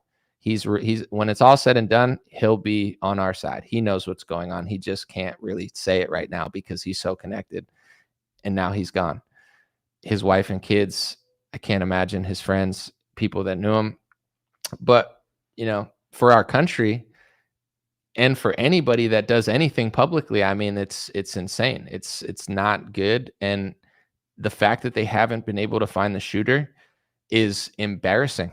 It's embarrassing to law enforcement and our national, and I'm not trying to be rude because I'm sure it's a hard task and I can't do it, but we pay our taxes every year, right? Our taxpayers, we pay for security and whatever, and you guys go and fund Israel, and you guys go and fund Ukraine, and you guys do all this stuff all over the world. And there's no proof that all of this money that we're spending going into further debt, there's no proof that it's making us safer. Our cities aren't safer. Our suburbs aren't safer. Our standing in the world isn't better. It's worse in almost every category. So there's really no category where it's like, oh, we're doing this and it's so much better. It's really not. So then something happens to one of the biggest superstars in right-wing politics, and for 24 hours now, I don't know if it's changed since I've been live, they pretty much have nothing. I mean, they have shells that, to be honest, I don't even believe, because they're unfortunately such liars. A rifle they found in the woods that sounds like the passport that they found. Like, it doesn't even really make that much sense, but maybe I'm wrong. So it's like, they haven't found the shooter. This guy's neck was just bleeding out. Everybody saw it, and you guys can't find it. But you could fund Israel, but you could fund Ukraine, but you can, do all this other stuff while our country isn't even safe at all. It's not safe in the cities. Apparently, it's not safe for political commentators to speak at a college campus. People are like writing demonic Jezebel articles about paying witches. Like, it's a nightmare. And you can't even find him. I would say if they can't find him soon, and like I said, I don't even know who's even going to believe it because they lie so much. But if they find the person soon, if they don't find him soon, this is one of the most humiliating and just, somebody should probably resign over that. I think I'm not an expert on who should lead and whatever, but like if you guys can't find who did this, and Charlie's family and friends and Republicans who loved him and fans and just the country in general has no sort of understanding of what happened here, like somebody needs to be replaced with somebody that can actually do their job. Because you guys can hit people up if you think they owe $3,000 more taxes. You could fund this, fund that, but you can't figure this out. Like, this is what people get the big bucks for. This is where it's not good. Outside of figuring out who did it, I've given my opinion about it in this video. There's a lot of plausible motives that you could think. But like I said, even though I think the most plausible thing is a left-winger, I just don't believe the shells thing. I don't believe it. It's so easy to just throw shells there. Here's what we want people to think. Oh, look, we can't find the person, but here's the shells. Somebody that escapes law enforcement and digital surveillance, like we live in a surveillance state, and 24 hours passes and you can't find them. That's not an amateur. That's a professional. And people are like, well, it took them a while to find Luigi too. Luigi didn't do it in front of thousands of people. And I'm sorry to the CEO, but he wasn't Charlie Kirk. Like, he wasn't well known. It wasn't at an event with thousands of people and cameras everywhere. It was on a street. And they found him eventually. But in general, I'm not trying to play a moral equivalency, but as far as like surveillance equivalency, it's not Charlie Kirk. Charlie Kirk has a bunch of guards. Charlie Kirk, to be honest, like, hindsight is 2020, but he should have had Trump level security if he didn't, because he's literally top 5 most famous and controversial people in our country. And he's connected to the Trump family. He's basically more famous and more important than any politician besides Trump. I mean, who else could you? I mean, DeSantis is important in some ways, but he's not as big as a rock star or as famous as Charlie Kirk is. Like, Charlie Kirk should have had presidential level protection and at least the type of security that could find the shooter within a couple hours.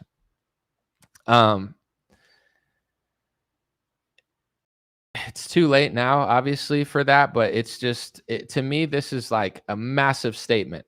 Now, what that statement is, I mean, it's, or what direction it came in, that has not been told to us, or I don't know who's even going to believe it, but it is, to me, it's one of the sickest I've ever felt in my life. It's one of the biggest events recently. I know things happen overseas and stuff, but as far as domestically, like, Charlie Kirk being assassinated on a stage and blood pouring out of his neck in front of his family. Like, I don't think I've felt this way since I was a kid. in an event that happened on today. And I'm not trying to argue with people about what is what, but I'm just saying how I feel. It feels massive. It feels sickening. And the fact that there's no closure on it, and the fact that you can't even trust the government to give you closure, the fact that Charlie was on air saying that all his friends and allies that he thought were his friends and allies were turning against him, calling him the enemy, calling him essentially a terrorist. And that just proves it's like, who can you trust? When you do so much for certain people and then they're starting to call you the enemy over a few opinions. So now we're supposed to trust the people that are untrustworthy to tell us what happened to this. And then people are going to speculate and say all sorts of dumb stuff online, and people are going to get mad, where it's like, I've already seen people pretending like they're 100% positive when I know they're not, and trying to, lean into something.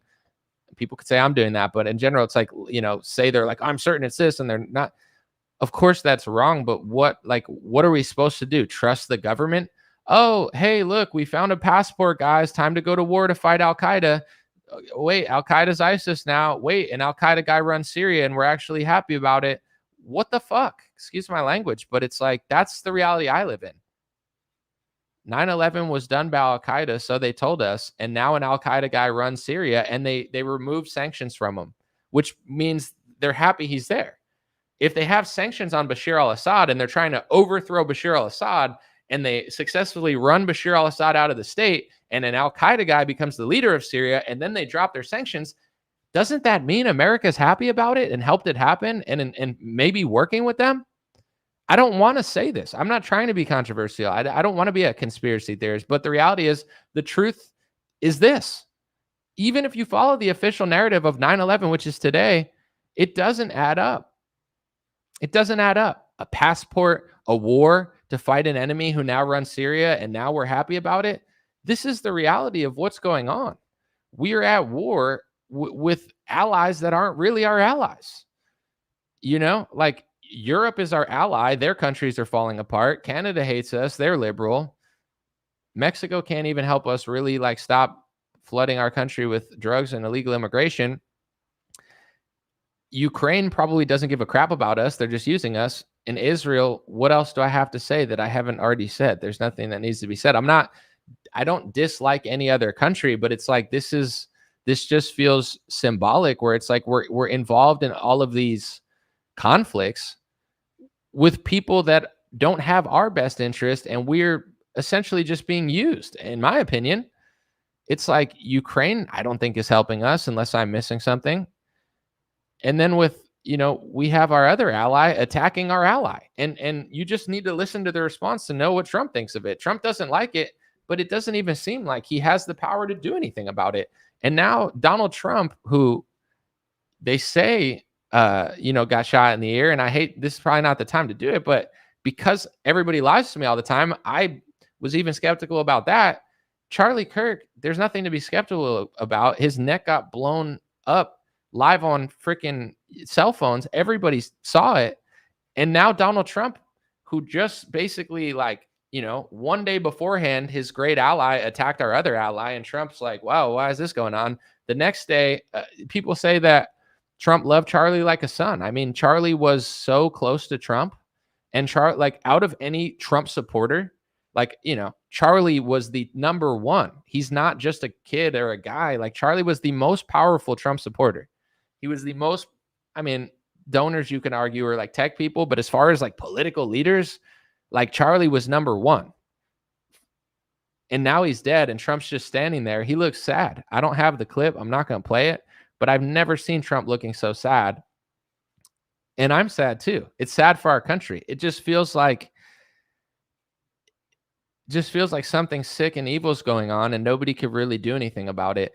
And I get what Crowder was saying earlier. I mentioned what he said, but it's at the same time, I feel like that's a weird thing to say, because it's I'm mad. It's yeah, that's not the right message, because there's nothing to really I don't know. It seems just a little Fed posty to me. I'm not saying Crowder's a Fed. I don't think he is, but just the terminology Fed posting, it's oh, I understand what.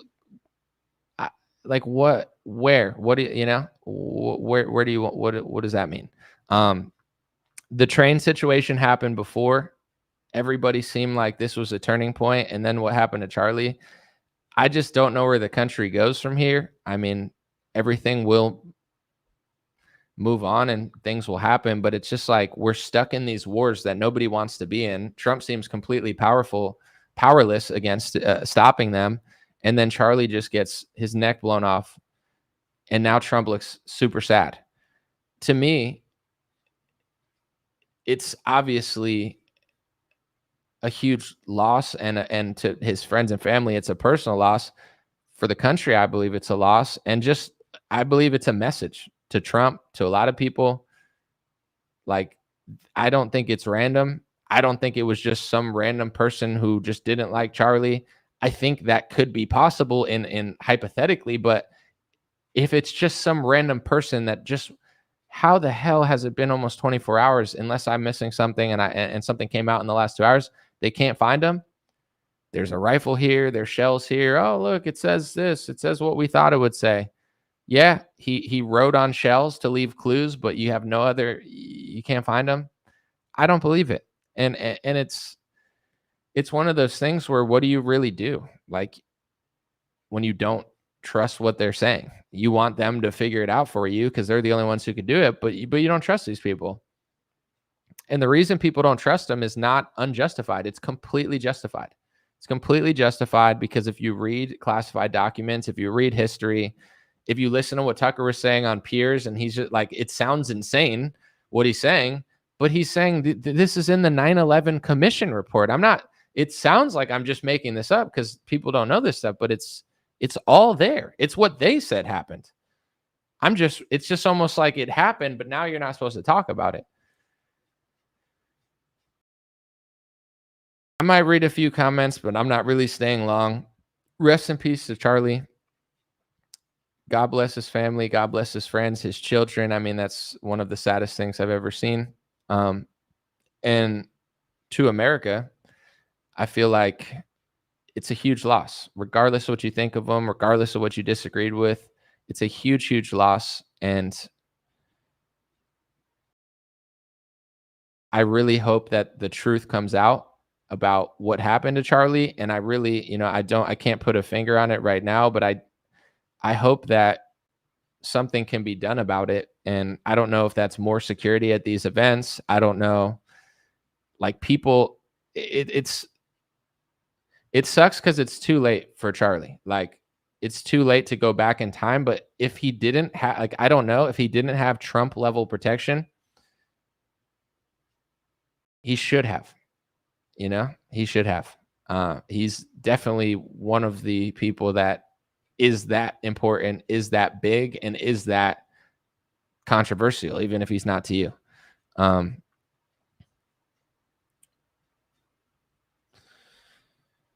I'll see if anybody's saying anything interesting, and then I'm gonna thank you, Holly. I appreciate it, but yeah, I'll be looking at my phone. I'm not doing another video. There's nothing really else that needs to be said until at least Monday. I'm gonna be, I don't know if I'd say glued to my phone, but I will be looking at my phone, trying to see if I could figure out what happened to him, or if, see what people say. I know, me personally, I didn't know Charlie. I've been to his events and stuff, and I know people around him, but I wasn't really friends with him. A lot of people know him, so I'll be interested to see what they're saying. People that know him, people that are really tight with him. These are things that to look for, and then obviously like the official narrative, just what they're saying. It's really all I'll be doing. Someone said Patel and Bongino. I know it's a tough situation, but I mean, it is a bad look on them, like taking this long. I think it's a super bad look. Do I think the U.S. will turn Latin America into the next Middle East? I don't know about all of Latin America, but like I said, Venezuela is the enemy of the American deep state or the American military industrial complex, because they're working with our enemies in the Middle East and Europe. So that's what that's about. I don't know if it's going to spread to all of the, I hope not. But this is, I don't want to go too much into this, but America domestically is not doing so hot. But then all of our foreign policy, like, I don't like the leader of Venezuela. I think he's destroying it with a really bad brand of socialism.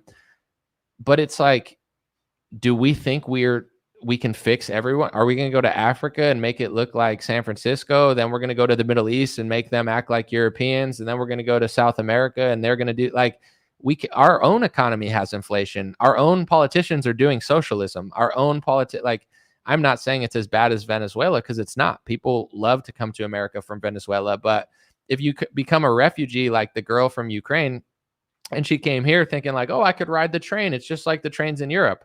Our trains are not like the trains in Europe. Our trains, especially local ones, are hell. They're hell on earth. I used to ride the bus and the train in LA for 8 years. I had no car in Los Angeles, yet I worked all over the city. All I did was ride public transit. Sometimes it's okay. Other times it's not. Other times it's really scary. So it's like, aren't we embarrassed that our train systems are like demonic and look like hell and it's like a crime zone? So what, like, on what planet is our mission now to regime change Venezuela? I know why they're doing it. It's because of they're working with Iran and stuff. But in general, it's just like, at when do we get to do stuff for us? Like, when do things get better in America? When do trains get clean? And some people could say, oh, there's always problems, which is true. Like, I don't sit in my daily life and get mad at all this stuff. But I do feel like sometimes there's two ways to look at it. Like, in one way, you create your own reality. So you don't want to sit around and complain about all the problems of America because we're very blessed, we're very fortunate, and things are very good. But in another way, let's just say America at one point, there was a lot of, bright areas, and the cloud is getting bigger and bigger. So, it's impossible to ignore the cloud that just keeps getting bigger and bigger and bigger in this country. It's literally impossible to ignore. So it's like, yeah, I don't want to spend all of my time complaining about petty stuff. But at the same time, like, it is embarrassing for me as an American citizen. Like, it is embarrassing that all the trains look like garbage. Good trains have gotten worse. Bad trains have gotten even worse. Bad cities have gotten bad. Nice suburbs are now experiencing a lot of crime, and they don't even report it because they don't want citizens to get scared about how many thefts and car break-ins there are. But there's more than there ever used to be. You used to be able to keep that stuff out of neighborhoods. Now you can't. People come from other countries. Like, imagine, like, you come from Venezuela or Ukraine. Ukraine is probably safer than that train she was on. Sadly, like, Ukraine, even though they're at war and it's bad, it's probably safer than like ghetto areas of America. But in general, you come from Venezuela, horrible economy. America's a blessing. If you're coming from Venezuela, you're probably not going to have that much money. Where do you have to move now? It's not even like they can have the American dream. Oh, I'm coming from here to there. They have to live in the hood. And it's probably scary. It's probably scarier than Venezuela. It's probably just like better economy. Like, it's scary, but you can make a lot of money and make something and get out eventually. Like, we're doing a disservice, obviously, to our own citizens. We're doing a disservice to our immigrants. We're doing a disservice to our refugees. It's like the country failing hurts everybody.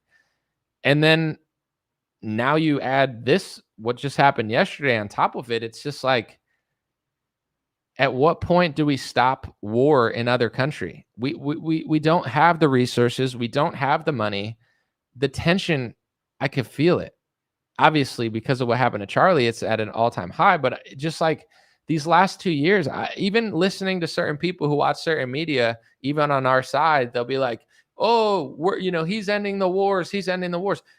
I'm not sitting here today to blame Trump at all, because I'm not. That's not what I'm doing. But it's just like, he's not ending the war. Maybe he doesn't have the power to end the war. But the thing is, just because the television's telling you it's not a big deal because he's in office, the tension is real. The war is real. Ukrainians are dying. Russians are dying. Israelis are dying. Lots of Palestinians are dying. Hundreds of journalists are being killed over there. Like, that's real. And if our allies will do that, or Russia will do that, or Palestine will do that, what else will they do? I mean, you just have to read a history book. So it's like, if our ally in Ukraine is willing to do this over there and they're losing hundreds of thousands of people, they're desperate. They don't like people in America disagreeing with them. They put out a whole list of a bunch of, people who were talking bad about them. And that's just in America. And, Gonzalo Lira was like reporting against them in Ukraine, and he got murdered. So, like, that's the reality of Ukraine. They murder journalists in their country. They put out lists of people in America that are talking about it.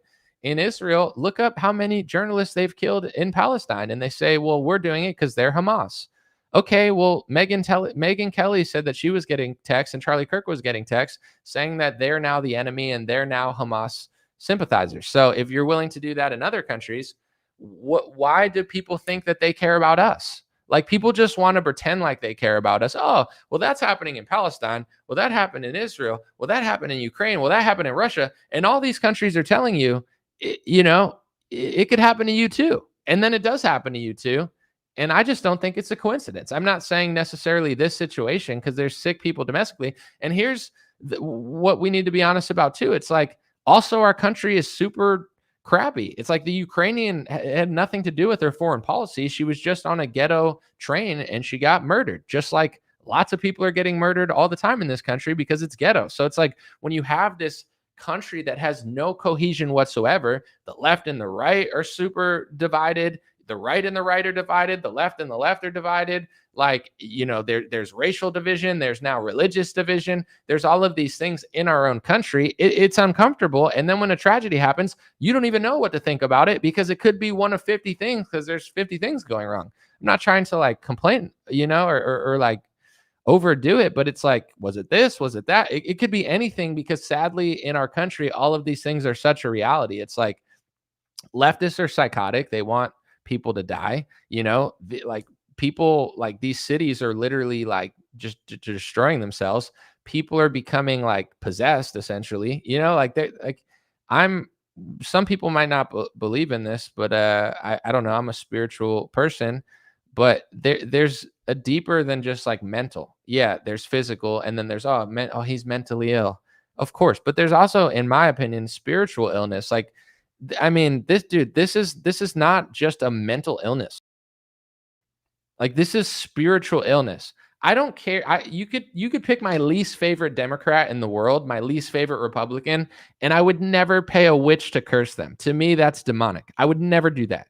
I wish my worst enemies well. Obviously, I could disagree on a lot of stuff, but I just don't believe in putting that energy out there. I would never wish that type of harm on somebody. I don't do that. That's just not how I am. Some people, maybe they disagree on the left and the right, but that's just how I think. Paying a witch to curse Charlie Kirk, and it's called like, we're not dealing with just mental illness. It's a spiritual illness. There's some people, they say eyes are the window to your soul. You look in their eyes and you just see darkness. Like, there's a lot of these kids, they just have no purpose. Like, they're not being raised like America, this and that. Your grandparents came from this country and you become something in America. There was social cohesion then. Hey, we came from all over, but we're here and we're going to work and we're going to crush and life is good. Now these kids are raised on TikTok. And I'm not saying all of TikTok is bad. Some of it's good, but it's like a lot of these younger kids have no soul. It's like they're dead inside. And I mean, this is like the proof. It's like, this is not an unpopular opinion among the left. It's probably the more popular one. Charlie Kirk got shot and killed. How do you feel? Happy. Goodbye. Wow. That's not mental illness. That's spiritual illness. And, a lot of people were mentioning this Democrat that got murdered like a couple months ago. Like, there was a talking point out there and they said, oh, all these Republicans are talking about Charlie, but they're not talking about the Democrats. They weren't as famous as Charlie Kirk, so they're not going to be talked about. It's the same reason you talk about Michael Jackson more than you talk about like a musician people haven't heard of. It doesn't mean they matter more, but in the eyes of the public, it's just a bigger story. So Charlie is like a huge story. I'm not saying a Democrat dying isn't a huge story, but yeah, they're not as famous as Charlie. But if you really want to know, it was covered a lot and people did cover it. And that Democrat who got killed, I believe they just sided with Republicans on something. And then the woman that was killed started crying in a press conference. So I never followed up on that story, but it seemed like the motive there wasn't like a right winger that didn't like them because they were a Democrat. It was a Democrat who didn't like them because they weren't far left enough. And this is like the sad reality of, politics. The Democratic Party has a bunch of like younger kids who they're spiritually possessed. Of course, there's some weirdo right wingers too, and Republicans are doing some evil stuff as well. But it's like, the Democrats trying to balance their audience. Their audience wants to do things that they don't want to do because they know it's wrong. So it's like I don't envy the left at all, because they're going to have to deal with these same demonic psychopaths just as much or more than Republicans, because all these kids are like foaming at the mouth in order to, get them to do things that even Democrat politicians don't want. So it's going to be a really dark future for Democrats until they change their tune a little bit. But these soulless young people, it's not even about politics. Like, of course they'll say certain things like they don't agree with this and that, but it's spiritual. It's like if you talk to somebody and then they give you their politics about something and you're like, okay, I disagree or I agree or whatever. But then you start having a deeper conversation about who they are, and they're like sadistic and they're kind of like demonic and evil. And they're like, yeah, I like this stuff. And you're like, yeah, that's crazy to me. Like, I don't think like that. Like, that's what's going on. Not everybody, not everyone on the left, not everyone on the right's a good person. There's sadistic, weird people on the right too, obviously. But I'm just saying, like, among the leftist youth, it's a different vibe, where they're not spiritually connected in the same way that certain people are.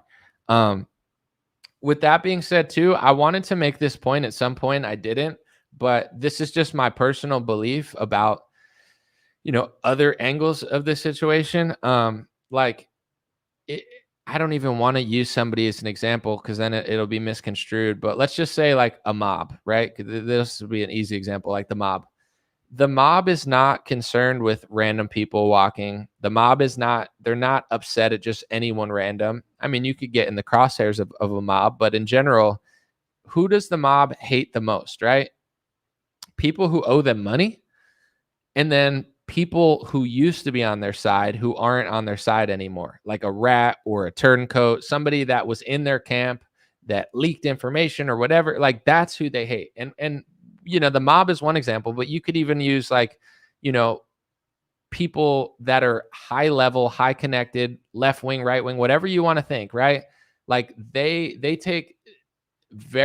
really don't like people that were on their side that they feel like are working for the other side. Like, that's like the ultimate sin of like a mob, that, my cousin turned on me with the other family and now he's giving us information. He's like a informant, that sort of stuff. So that's the thing with this country and Charlie, just to be like, this is just a thought I had in my head personally. It's like, yes, the left hated him. Yes, a lot of them are demonic and soulless, and it would not be shocking to me. But I think especially because the killer is gone, they can't figure it out. There were it looked like there were patsies of some sort, or like distractions so they could get away. Like, this looked way more high level than just nothing, or else I think they would have caught him, unless Charlie Kirk has like, terrible security. I don't know. I would think he had Trump level security, but maybe didn't. But anyway, I personally just don't think this was just some one-off random person. This seems way bigger than that. With that being said, same thing I just said with the mob boss. It's like, yes, Charlie pissed off a lot of the other side. Yes, he pissed off a lot of the left. Yes, he pissed off Islam. Yes, he pissed off, people on in Ukraine. And yes, he pissed off pro-Palestine people, stuff like that. But also Charlie was, in his last couple months, crying out to the public, telling them, I'm being called a turncoat, essentially. I'm being called a terrorist. I'm being called an enemy. I'm being called, like, it was like his own side was turning against him. And I'm not saying that's what happened, because I don't know. But this is just me thinking out loud. What I think to myself is like, I always knew, like, Charlie's so connected. Charlie is not some random kid. Charlie is not just a podcaster. Charlie's not just doing live events. Charlie Kirk is like the next Trump. He's like Trump at 30. He's being essentially, he's the biggest influence in youth Republican politics in America, in the world, probably. And if certain people lose Charlie Kirk, now Charlie Kirk, the leader of the youth, now Charlie Kirk, the biggest superstar, maybe outside of Trump, that has the biggest influence. And yes, there's other people who have influence like Candace, etc. But the thing is, like, Charlie was the establishment influence who wasn't fully establishment. He was like Trump before Trump. Like, Trump changed to me. Maybe you have to change in politics, or that happens, and I'm saying what I'm saying, you could construe it any way you want. Like, maybe you have to play a certain game, or else you get JFK'd. You know, before I wouldn't want to think that way, but now that Charlie Kirk's neck's blown off, it's hard to just not think that way. But it could have been the other side, of course. But it's like Charlie was Trump level connected, not talking like Trump, not sounding like Trump, not pushing the narrative that everybody on Fox News push, not turning their back on Tucker. Like Fox News fired Tucker Carlson, and then Charlie let him speak at Turning Point and say all these things. They would never air what Tucker said at Turning Point. They'd never air. Tucker could say that on his podcast. Tucker could, like, now that Tucker's off Fox News, he says a lot of things, but nobody establishment is letting him really do that. I mean, Piers Morgan plays this little role. So, you know, I don't know if I'd count him because he has everybody on and, you know, sometimes he's this, sometimes he's that. But outside of that, like, I'm just being honest. I'm not saying this is why it happened to Charlie, but it's not a small move that Charlie was allowing Tucker to say that. It's not a small move that Charlie was not backing down. It's not a small move that Charlie started asking questions. That's like somebody that's the most connected at under 35. He's the most establishment Republican that is connected to all of the high level people for everybody. Charlie is like a politician. But more important than a politician, because he's controlling the future of politics, like the future of Republican politics. If they're going to keep it in a certain direction, it's going to be through Charlie Kirk. Like there's no one establishment that was as popular as Charlie, but he wasn't doing what all the other establishment politicians do. And I'm not calling Charlie Kirk establishment now as a bad thing. I'm just letting people know how connected he was, how important he was, how in deep he was.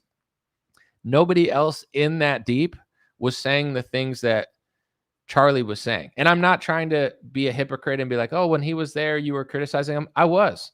But in the last couple of months, he came around on top. And it's not about me, because what happened. But I'm just being clear. He started coming around on those topics. He started looking nervous. He started saying that he was getting texts saying he was the enemy. That's just the reality of the situation. You know, what would have happened? We don't know now. Now, no one will know. No one will know if he would have been president or not. He probably would have been. Nobody knows if he would have been super based or he would have went back. Like, no one knows, because his head got, you know, like it's sick. But I'm just saying, like, that also is a thought in my head. Like the same way, you know, you never know. Seth Rich, you know, he was on the inside. He did something. They said it was just random gang violence. It could have been. It could have not been. I don't know. A lot of people thought it wasn't. But with Seth Rich, it's like, you know, people were speculating because he was on the inside. But I don't know that that's what happened, because it's hard to tell when DC is so ghetto. Alex Jones's employee got murdered in Austin, Texas. And it seems like most of InfoWars thinks it was random because it was just like some ghetto incident. And even they said it was random, but it's like the average person's going to think in their head, well, yeah, it could have been random because it's not a great city, but also it's pretty rare. Like not that many people are getting killed in this city. So like maybe it was political because he works at InfoWars. You know, these are thoughts that everybody has in their head. I guess I'm just having them out loud. Yeah, it could have been because of his right-wing views from a leftist, but it could have been other things. It could have been other narratives that he had, or the fact that he was breaking out of a shell. You know, none of those are ruled out in my head, and I'm just being honest about it now. So when I see how he was responding, it's like I'm sure the pressure he was facing from his own camp was extreme, and he was talking about it. But you know, at this point, like, people are going to go in every direction with this. And the real reason that they're going to do that is because nobody trusts the official narrative, and they're not even really giving a narrative right now. So there's nothing to even really trust. They're asking for our help. They're saying, have you seen this person? You guys got facial recognition technology. Everybody like has lost their privacy since 9/11. You guys can't, you know, Charlie was a Trump level you guys can't find him. I mean, hopefully someone can help with the thing, but this is a huge stain, I think, on law enforcement that it's taking them this long. Someone said, how do we know it was his rifle?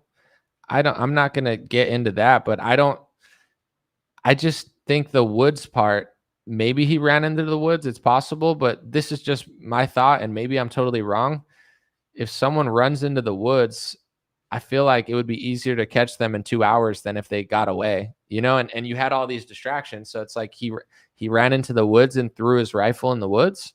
Then where did he go? Like what there was, and just from looking at the drone footage and stuff, there was just easier escape routes, especially with all the chaos. Like this guy, Kevin or whatever, he did a whole drone footage breakdown that I watched. And it's like, not only was the access super easy, but the get off and like the leave, like there was a lot of probably easier ways for him to escape than like running through the woods. It seems like, but I have no idea. Maybe he ran into the woods. I hate to be that guy. I just don't believe it. And I'm not going to pretend like I do. I don't believe it. I don't believe the shells that they left. I don't think that somebody that could get away for 24 hours would leave like trails. If it was just some transgender who shot Charlie and then shot himself and then wrote a bunch of stuff, I mean, even that, I understand that it's a possibility, but unfortunately, that one to me wasn't seeming to 100% line up with what they said.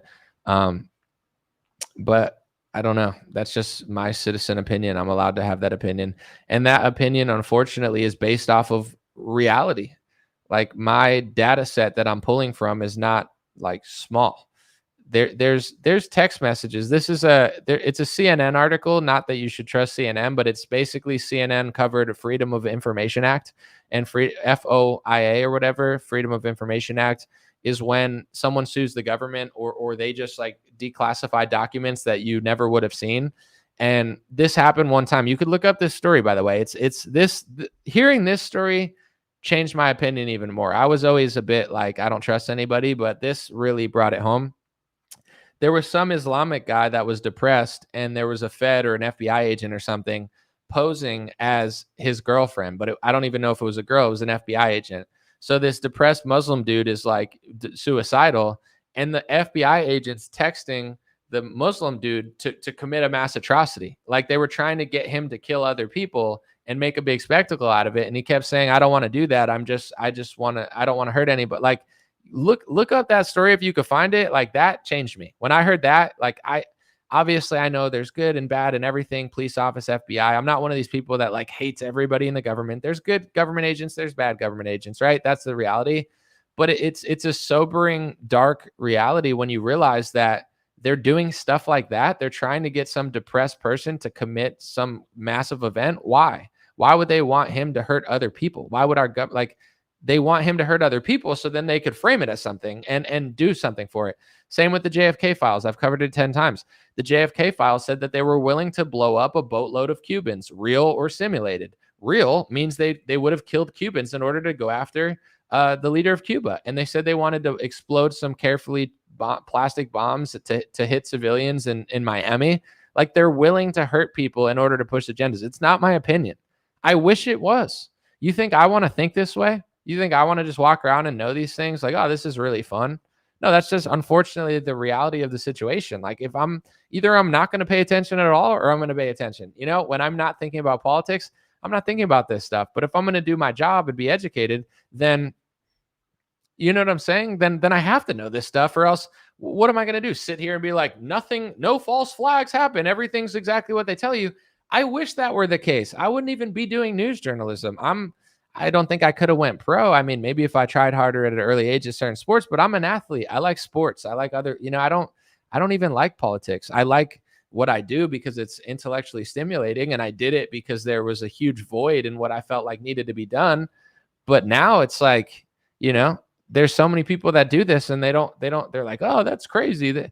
I wish it was crazy. I wish I just thought of it hypothetically. I wish I didn't have to think that those things happen, but they do. Grinch said Anomaly still has to make his money, so he can't call it what it really is. I told you what I thought about it today, but the difference is, and my guy, I'm not trying to be rude, because at the end of the day, like, you're entitled to your opinion. I'm not saying this, Matt, but if I were just an anonymous account, then I could just say whatever I want, right? When I talk to my friends, I'll tell them what I think it is. But when I'm live, it's not that I'm being fake. I'm telling you everything I'm thinking. I'm trying to do a journalistic job. Like if I were a private detective, my job would not be, well, I think it's this, so let's just go for this because my bias says this. I know I have a bias, and my bias, I believe, is based off of who I am, like just, this is the truth too. It's like if you are white in America or you're another color, you might see things differently and it might not make you a bad person. Like, let's just say you were Venezuelan. You might want America to be more Venezuelans. If you're white, you might want it to be more white. If you're black, you might want it to be more mixed. That's the reality of life. That's why there are different races and there are different religions and there are different countries. It doesn't make you bad. It's just the reality of the situation. Like I have certain biases because of who I am, what I think, my politics. So does everybody. So when I'm talking to my friends, I might say more of what I really think it is because, but what I really think it is based off the evidence I just told you. And I don't really have enough evidence to prove it. So why am I going to pretend as a news journalist like I'm 100% sure on something that I just think? I told everybody everything I'm thinking now. And I do think if I were, tasked with figuring out who it was, the number one most plausible thing would be a leftist. However, I don't think it's a random person because it's so coordinated. And I just told you, I think that Charlie was facing a lot of heat from other sources. I don't think it's out of the realm to think that a foreign country did it. Ukrainians have killed Ukrainian journalists, or Ukrainians have killed journalists in Ukraine. Israel's killed hundreds of journalists in Palestine, hundreds. It's frightening. And they say they're justified by saying, well, you're Hamas, so it's fine.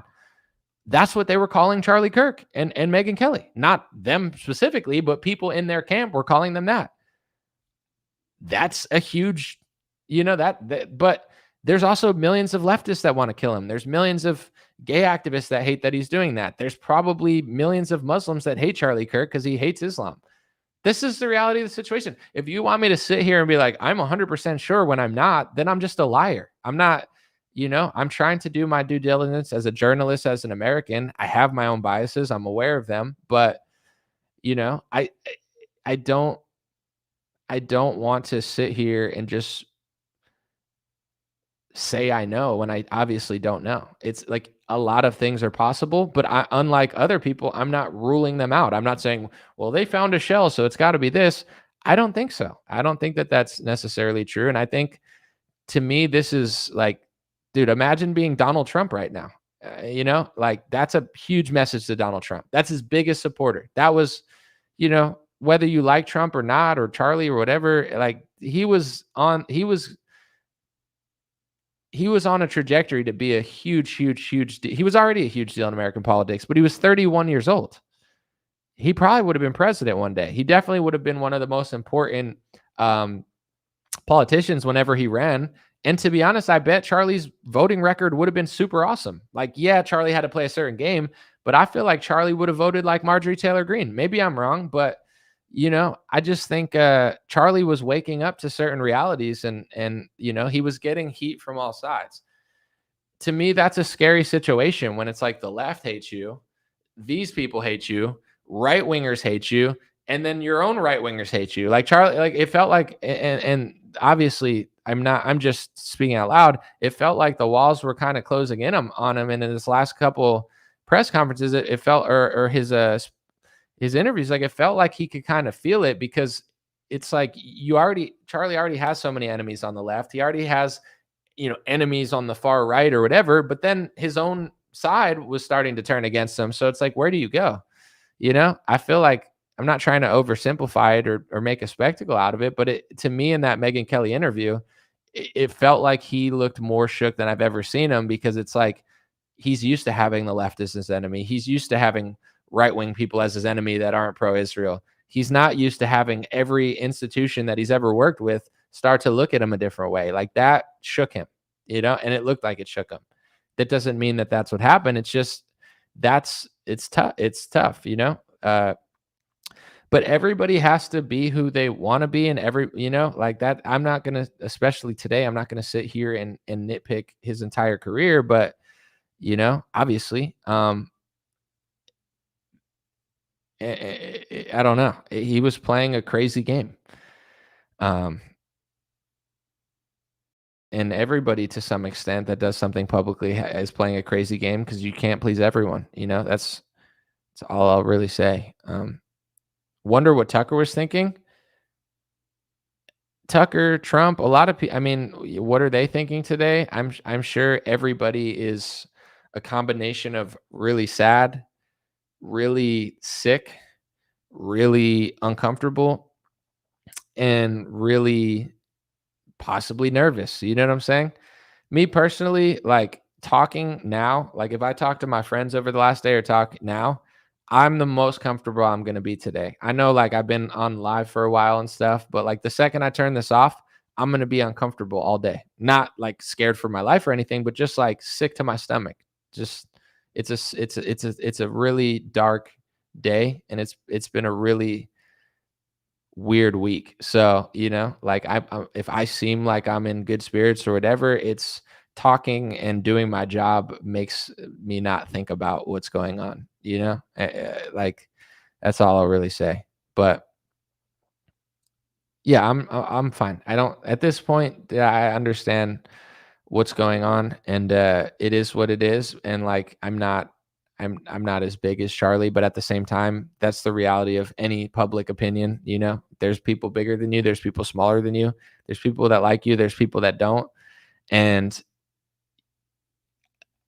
Charlie and I are different people playing different games, and it is what it is. But I don't know. It's not really worth a comparison right now, and it's not worth being like selfish about. I know everybody in some way is trying to like. I'm not saying like capitalize on it, but like Alex Jones was like, I'm going to go on a speaking tour. Okay, that's cool, but like you're not Charlie. Charlie just got murdered. Like you're going on a speaking tour. That's, I guess, in the name of him. That's fine. Like I'm not mad at it. I think it's brave, but it's just like Charlie just got murdered. It's not about your tour, but okay. And then Ben Shapiro said that the rumors aren't true. Like Ben's going to keep doing college university tours. He's not going to stop.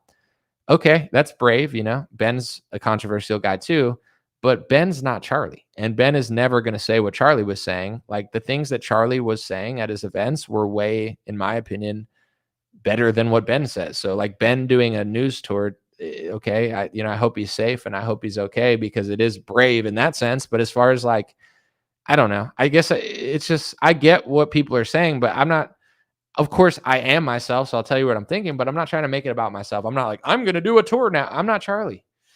Charlie's dead, and he got killed at a speaking event. So announcing one, I get it. It could be construed as like brave and fighting the left, but to me, just how people are acting is like a little weird. But it's a weird time, so I'm not blaming anybody, and I'm not saying they're bad people. I'm just saying that's just my thoughts. And I've always I've thought this way in general, just to actually tell you what I think about stuff. Like I don't like announcing when I'm at events and stuff. It just feels weird to me because I'm not making Peterson money. I'm not making like Shapiro money. To me, it's like, it's not worth it to do these live events because first of all, I'm not that important, but also it's like, I got to put out a flyer and be like, I'm going to be here at this time. I'm not Trump. I'm not Charlie Kirk. Nobody, like, I'm not that important. I'm not getting good security. I'm probably getting paid less than security would even cost. So why would I want to do all these events? Like I've thought this way for years, and I'm not Charlie. I'm not that important. I'm not Trump. Like, you know what I'm saying? I'm not that level of person, but I don't even like live events because I'm just kind of low key paranoid about that stuff. Like I have to put on a flyer that I'm going to be here. Somebody asked me to perform at in Chicago at like the RNC. Like, normally you could rap at this club for $1,000. You want me to fly to Chicago and post that I'm going to be on a flyer and stand on a stage with no security outside the RNC? It's not worth it to me. I don't think I'm worth the amount of money I would want to do that. And I'm not saying that I want that because I need the money. I just don't want to do these things. To be honest, dude, G. Edward Griffin, this is just an example real quick. G. Edward Griffin has been inviting me to go to events for years. I've been turning him down because I don't want to announce where I am. He doesn't really have a budget, so he's like, yo, just come and I'll pay for your flight or whatever. And I don't and I'm sorry to G. Edward Griffin. Not that I need to apologize to him publicly, but You know, I always tell them I'm busy or I'm doing something, which is semi-true. But the reality is, like, it's not that I want money, but it's like, if I'm going to, in my opinion, put myself on a flyer, tell the entire world I'm going to be standing on that stage with no security in some random state I've never been for 2 hours. I don't want it. It's not worth it. It's not worth my thinking about it. I've thought this way for years, and I'm nowhere near Charlie. I'm nowhere near that. So, you know, take from that what you will. That's just what I think. I just don't trust. I just understand, you know, we're at war. We're funding Ukraine. We're funding Israel. We're involved in multiple wars right now. But, you know, it's not a comfortable time. Leftists are like demonically possessed. You know, they hate Republicans for all the weirdest reasons. It's like, I'm not delusional about what's going on. At the same time, I'll live my life and do what I need to do. But it's just like, I'm just nervous about announcing where I'm going. It makes me nervous. With Charlie, I would assume he had good security, but I'm upset that it wasn't better. I'm upset that he should have had Trump level security. That event, hindsight's 2020, but that event had a lot of buildings. Not a good place to hold an event if you're Trump or Charlie Kirk, right? They would never let Trump do an event there. But Charlie was probably thinking, I've done a bunch of events. I just stand there. You know, it is what it is. Like, we take a risk. But I think he's been getting so big, and the fact that Charlie was on South Park, and the fact that he's become even more mainstream. Hindsight, obviously, I'm not trying to be a Monday morning quarterback, but it's like he should have had Trump level security, and it sickens me that they didn't think of that. You know, like, I don't even want to go places, and I'm not important. I don't even want to go. Oh, let's go play here, bro. It's like some fat 50-year-old guy who can't even walk, and some old lady that like literally looks like she can't do anything. That's like security that they provide for you. Charlie had some like Secret Service level people next to him, but clearly they didn't like clear out all the buildings around. And if they did, they would have never picked that spot, because that spot, just in hindsight, looked like a horrible spot. There were a bunch of buildings, easy access. I mean, that was a terrible, terrible spot for Charlie to be. But he was probably thinking, nothing's ever happened. You know, it's not a big deal. I do these things all the time. Like, I'm not Trump, whatever, you know, let me just do this event. Like, it's not a big deal. I'll give someone the microphone. It just sucks now. It's easier to say this in hindsight, but I wish someone said this, they were giving signals. Yeah, but it's too late, you know, like, they gave signals, but too late. And if they saw something, I mean, I'm sure they didn't want to, but they should have, like, if they were giving signals, what, after, before? I don't know. Like, if they gave it before, they should have cleared them off the stage. Like, everything's easier in hindsight. So I'm not trying to talk about it that much, but I just feel like they need to think about these things, but it's too late, unfortunately. Someone said people should have their friends be security teams. If you're Charlie Kirk, I just don't think you should. Well, now it's too late, but like, an event with that many rooftops and stuff, it just feels like that's a terrible idea. And then the thing is also, I think with Trump, they have like snipers on the roof. I don't know that Charlie would have needed that, but like, someone looking at the roofs, I don't know. Like, there could have been a way to prevent. I feel weird saying this now, because it's like, in hindsight, you could just be like, oh, this is wrong. But someone looking at the roofs, someone looking at the roof. So if somebody crouches down with a gun, they could tell Charlie to run away. Like, that could have helped at bare minimum, but they just had people standing there to help if someone came up to him. Not apparently people like looking at the roofs, or if they did, they were too late. So did the FBI get the shooter? I don't know. Did they said they did? I haven't been on Twitter at all. I'm looking now.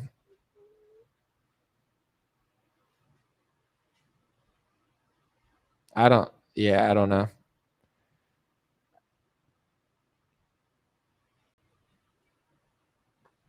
Someone said, bring your own people with you. He had his own people, though. I mean, when you're Charlie level, you need more. You need more than just your own people. You need high level security. But like you said, yeah, I mean, I think this all needs to be investigated. And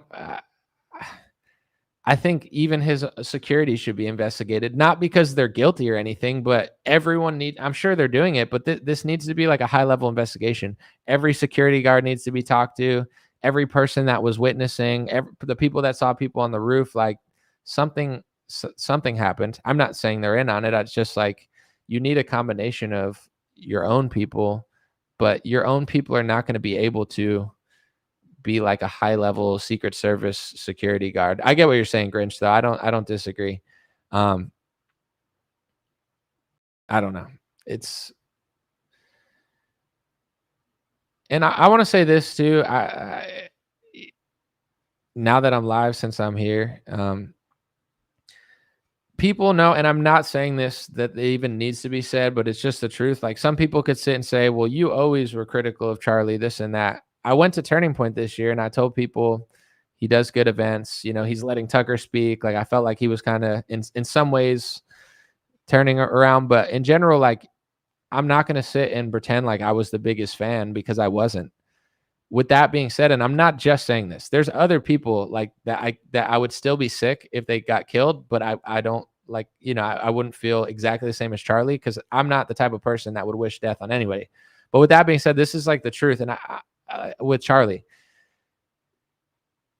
them taking Charlie's even crazier than like anyone else. I mean, it definitely, there's other people that, are on that level that would have been like insane, but he was going to probably be president. It's almost close to like a presidential assassination, because he's like next to Trump in that world. He's like as big of a superstar as JD Vance, if not more. He's just not in politics, but he is in politics. Like, them killing Charlie's crazy. Whoever killed Charlie, like, this feels monumental, and it feels like we were robbed. I feel this way, and I wasn't even the biggest fan, but I did think he was going to be on our side. I told people this anytime I went to Turning Point and I had a conversation and they were like, yeah, this and that. I always told them, I go, listen, I feel like Charlie, he's so in deep, but I was like, I feel like he's going to, all the things that I don't like or agree with Charlie on, I felt like eventually, and I don't know why, based on evidence, maybe spiritually, I felt like Charlie was going to be on our side, even though he played the game of a politician because he had to, because he was in so deep. He just, over the years, like, he had kids, he had a family, he started speaking about stuff. He doesn't, like, Charlie doesn't sound like Marco Rubio. Charlie didn't sound like Lindsey Graham. Charlie was talking about some very high level stuff that nobody at his level would talk about. And anybody that would talk about it, they're not connected to that system. There's people saying real stuff, but they're not as connected as Charlie. Charlie was like the most connected, but he started talking about what they didn't want him to talk about. So that's besides the point, but I just feel like people that like Charlie Kirk, I can't imagine how they feel. Like, we were robbed of a future leader of ours and a current leader of ours. People that liked him were robbed. His younger fans were robbed. His family and friends beyond robbed. Trump. I'm speaking on somebody that didn't even agree with him on a few topics, and I feel like I'm robbed. I can't imagine how people that like really were huge fans of him feel. They stole his future from us, and we won't know what he would have done, but I always thought, even though, just like with Trump, like, I mean, he's different, but I'm critical of Trump, but I voted for Trump. With Charlie, he's not Trump. He's not a president. He just podcasts. He does this. He runs an organization. He's doing a million things. He's so connected. I told dozens of people whenever they told me like, hey, I work for Turning Point, or, I do this, I do that. Like, what do you think? Do you think I shouldn't? And I always told people, even if I talked to like a Turning Point employee that agreed with a lot of what I said and didn't agree with everything that was going on. And I said, as long as you're a good person and you're just an honest person, it's work wherever you want. And I'm glad, because more honest people working there is a good thing. So I was like, don't ever feel bad about working for Turning Point or anywhere, no matter where you work, if you're a real person, because that's what's going to change the system, is people just being more honest. And I said, I think when push comes to shove, I think Charlie's going to be on our side. I think when it's all said and done, I was like, Charlie's going to be on our side. I told everybody I've ever talked to, Turning Point employee, like, I think he'll be on our side. And then when he let Tucker speak, I told people this after the event. That was the biggest vibe shift I've ever seen. I basically got blacklisted from Turning Point almost in like 2022. Like they almost didn't let me go. This wasn't Charlie, by the way. I'm not like Charlie probably had not, he didn't even know about it. That's like Charlie had no idea. But other people in Turning Point decided that I shouldn't be able to go. And the reason that they didn't want me to go is they saw my tweets critical of Turning Point, talking about the, Israel speech laws and stuff like that. And I got a call and they said, actually, you can't come. Then I got a call back that somebody there, not Charlie, vouched for me and they said I'm not bad or something. So then they let me go. But they almost basically banned me from the event and then rescinded it. And to be honest, I was annoyed. I was like, how are you going to do that? I'll just go with I told them I would go outside with a picket sign, just live streaming, telling everybody I'm not allowed in the event. Meanwhile, they have like left-wing news in there. Like I said, I was going to make a spectacle out of it. So maybe that's why they let me in. But either way, the vibe in 2020, it was cool. I liked the event 2022 or whatever. But this year, when I went to Turning Point this year, Charlie allowed Tucker Carlson to speak about Jeffrey Epstein, Israel stuff. Like, to me, it was the biggest vibe shift I've ever seen. You have this mainstream organization, the biggest organization in Republican politics, where Charlie Kirk is the leader of it and the face of it, and he's not backing down. He's connected to the top of the top, and he's not turning away from Tucker. Name another person at that level who does that. You can't. Marjorie, Thomas Massey, but they're not there. Marjorie is ballsy. Thomas is who he is, but Charlie's like a bigger, he's almost more impactful than them. He's controlling what the youth thinks for the future. He's not just a politician. Charlie's bigger than any Republican politician outside of Trump. I think Charlie Kirk's was, I hate to say it in past tense, I'll say is, because his legacy will live on. He's more impactful in some ways than DeSantis because of how big of an influence he is. And he was siding with Tucker Carlson. He was allowing him to speak about topics that I know his donors didn't want him to speak about. I know the establishment didn't want him to speak about. I know people that were friends with him didn't want him to speak about. And he did it anyway. And he let Tucker do it. And he doubled down on it. And he booked Tucker again for later this year. Tucker's going to speak there. And he told people, I'm not backing down. I'm doubling down.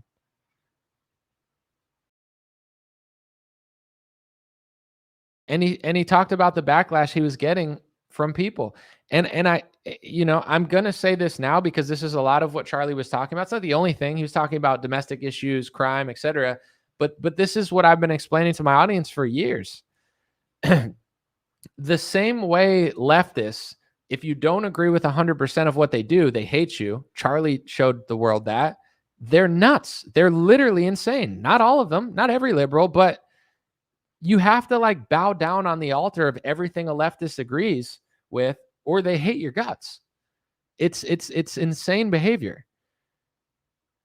I feel like the pro-Israel side is exactly the same. And nobody showed that more than Megyn Kelly, but really Charlie Kirk. Charlie Kirk has been pro-Israel his whole life. He's got a bunch of right-wing people that never liked him because he was pro-Israel. He took so many arrows for Israel. He took so many arrows for the Zionist side. He dedicated almost most of his political career to bending over backwards for Israel. Charlie did.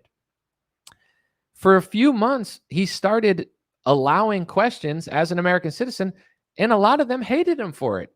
They were texting him, texting Megyn Kelly. I can't imagine the backlash that Charlie was getting because Charlie's not just some random person that they could write off. He's the most influential youth person forever. And you could hear it in his voice and you could hear it in what he said in the clips I played earlier. He was shook because everybody on his side, the establishment, everybody, not all of them, but they were not happy with him. And like I said, it's like the same thing as a liberal.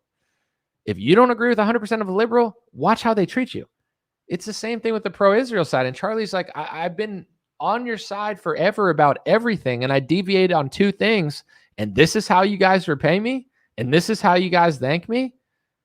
That's the reality of the situation. And outside of an event, that's how politics is. Like that side of politics is like, it's crazy, just like the left is crazy.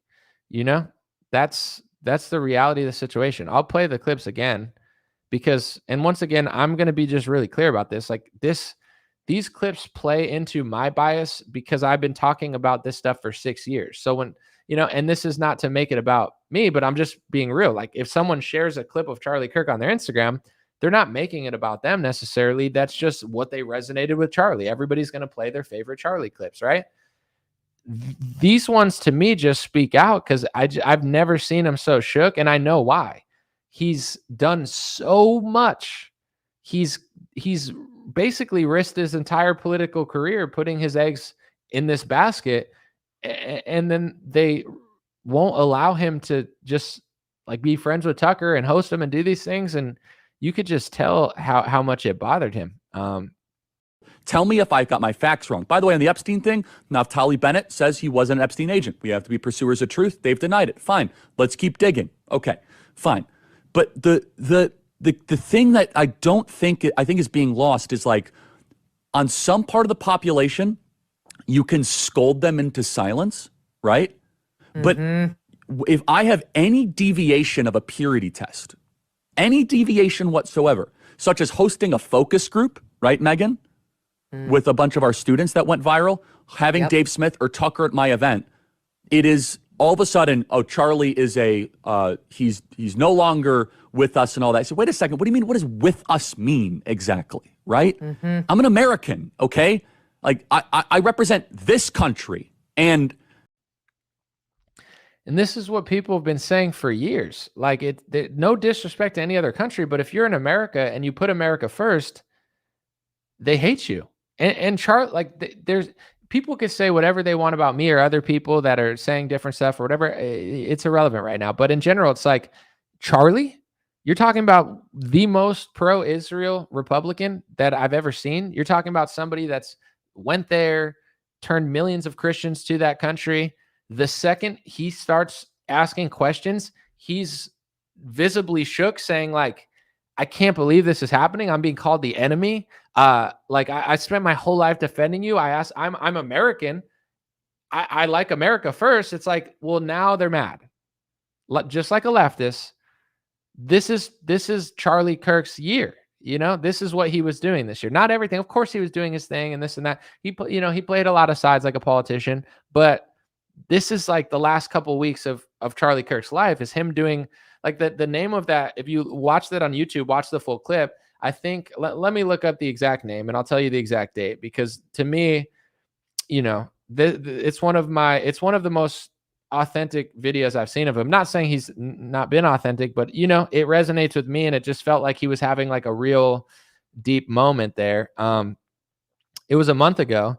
It says Megyn Kelly and Charlie Kirk push back against Israel supporters demanding 100% Israel support. So now they have a guy that supported him 100% saying, I'm America first. Like, you know, and that's what Charlie tried to not do for 6 years. For 5 years, he did whatever he could to not take that stance. Like, and I always wondered why, because in 2019, I remember him and Ben Shapiro, and I was like, why is he doing that? Why is he doing that? Like, I don't get it. It doesn't seem real to me. It seems fake. And like, you know, I was a huge critic of him. And then as soon as he starts coming around on this topic, and not that it matters because nothing excuses what happened. I'm just speaking out loud and thinking out loud. It's like, as soon as he starts coming on this topic hard and unapologetically being like, you know what, I'm going to stop playing this game. Yes, I like you still. I'm not turning, but I'm just going to, you know, I'm going America first. For the first time, I've seen him take a hardline stance on that and say, hey, when it comes to these two countries, I love you guys. I support you guys. I feel a connection to it, but I am an American, but I am America. The backlash he got was insane. And I don't even know the full extent of it just from what they're saying publicly. I can't imagine. Like, he's not a random person that doesn't know anybody. Everybody knows Charlie. Everybody, every right-wing corporation, every news company, like every big person that really runs the show and really has a lot of influence in any part of America that's on that side, they know Charlie Kirk. And he said he was getting text messages from a lot of them. I don't even understand that paradigm, but Megan, I think you would agree with this. I want to make sure we really zero in on this. Personality types like you, myself, and Tucker, the more that you guys privately and publicly call our character into question, which is not isolated, right? Megan, it would be one thing if it was one text or two text. It is dozens of texts. Yes. Then we start to say, hold the boat here. And to be fair, some of my really good Jewish friends are like, that's not all of us, it's all, but these are leaders too, though, right? These are stakeholders, right? And so, look, I'm afraid because, again, I want civilization to win. I want the West to win. To me, it's just crazy that that's like how he spent the last month. Not the only thing he's doing, but coming around on that topic for, I don't want to say the first time, but to anybody that really follows Charlie on that topic, he was not saying these things a year ago, 2 years ago, 3 years ago. He starts saying that, starts hosting Tucker, and now he's gone. Doesn't mean that's related. I'm not saying that that's the only thing someone didn't like him for, but I'm going to use this as an opportunity to just be honest about it. Talk to like anybody in news media. Yeah, the left is nuts. There's people that are crazy, but that lobby and that group and that, whatever you want to call it, I'm sure Megyn Kelly, maybe now's not the time, but like people that have been in media their whole life. Tucker talks about it on his thing. He's like, dude, listen, it's a crazy job. Being in media is crazy, right? You get this people mad at you, this people mad at you.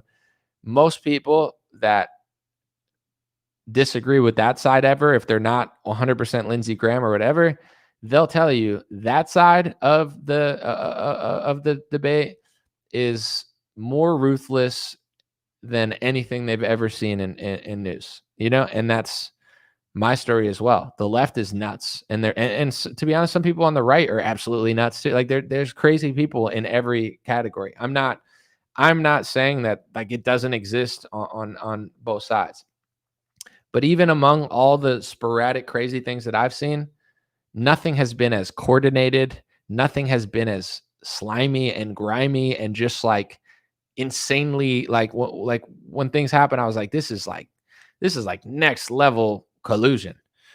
I've seen similar to what Charlie was saying there.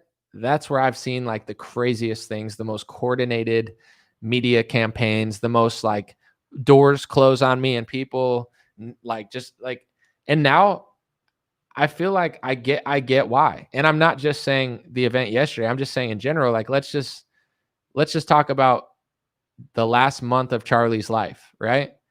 He was talking about this a decent amount. It's not all he was talking about, but it's like he was so much more like pro-Israel than I was. I'm not saying I was never like, I'm not anti or pro any other country. Like I love, people from all over, but I'm American, but I wish for the best for countries, but I wouldn't like consider myself pro this or pro, like I'm not pro Russia. I'm not pro Ukraine. I don't think like that.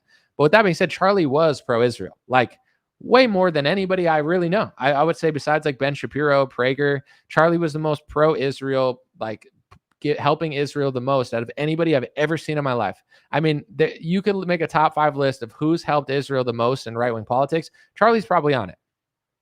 And he's saying he's getting dozens of texts calling him the enemy. Megyn Kelly, who's served Israel her whole like media career, basically, not served them, but served them in a positive light, is getting texts saying that she's helping Hamas. Meanwhile, journalists are being slaughtered in other countries for being accused of the same thing.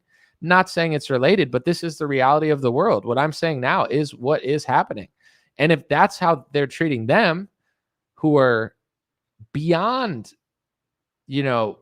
trying to give them coverage, how do you think these people feel?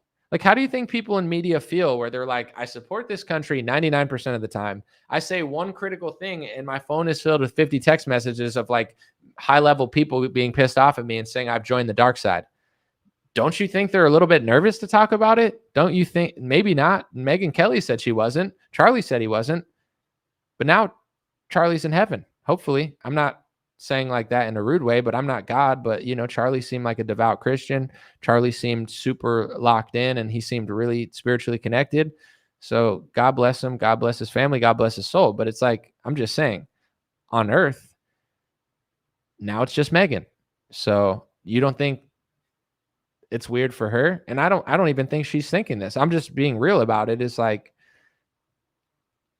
I think I'm sure she's taking heat from the left too, you know, and that's scary as well. So I don't want to make it all about that, but that's just the reality. Everybody in right-wing media is afraid to talk about this stuff. And now I kind of get why.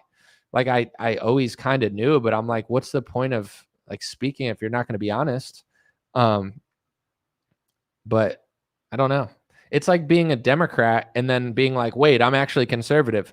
Do you want to work at MSNBC and tell them that you like Charlie Kirk or Trump? Probably not. It's probably like you'd probably rather be in a field of zombies or something, you know? It's like there's certain ideologies that just don't mesh, and there's certain people that just don't deal well when you don't fully agree with them.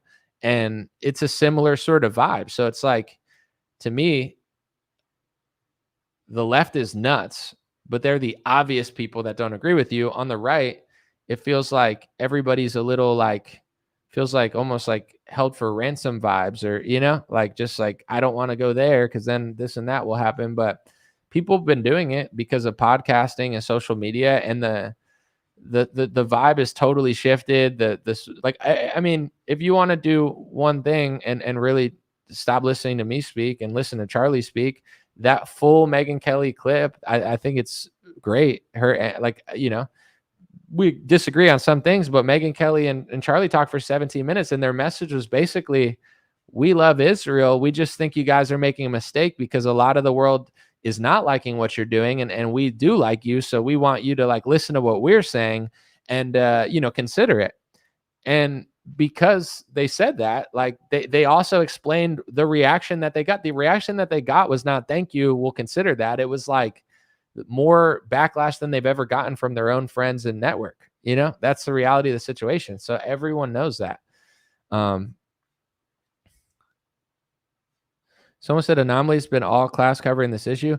Thank you, Max. I mean, I had two options today: sit around and feel like shit all day, or do what was on my mind. Because if I thought all these things to myself, like anybody that's looking at stuff, I was like, let me figure out how to say this. Because I'm not trying to overdo it, but I'm also not trying to underdo it. It's like, this is my time to, this is my job. So what am I going to sit here and feel bad for myself and everybody for a week? And I got to do something, especially if there's something that I feel like needs to be said. But on that note, like, what do you guys think in the comment? I appreciate you saying it's all class. I tried to put out a really classy statement to Charlie. You know, I posted it on my Facebook, and most people said it was really nice and respectful, and they liked it, which I was pumped about, because you never know how people are going to respond. But I tried to put out a thoughtful and classy statement where it wasn't fake. I'm not going to act like I was the biggest fan, but at the same time, it's not about that. But I try to figure out a way to be as thoughtful and respectful and kind as I could, but also just keep it real about what I thought. And yeah, I mean, I said what I said. Thank you, Max. I appreciate it. Dude, I don't think, yeah, it's really crazy. I don't know. The second I turn this stream off, it's going to just be weird, you know? So this helps me in a way as well. Just not feel weird. I feel less weird now. The first 30 minutes, I felt terrible. Now it's not that I don't feel bad, but I'm like in the zone a little bit more. But when I first started it, I was like, dude, I don't know if I'm even going to be able to do it and say what I need to say.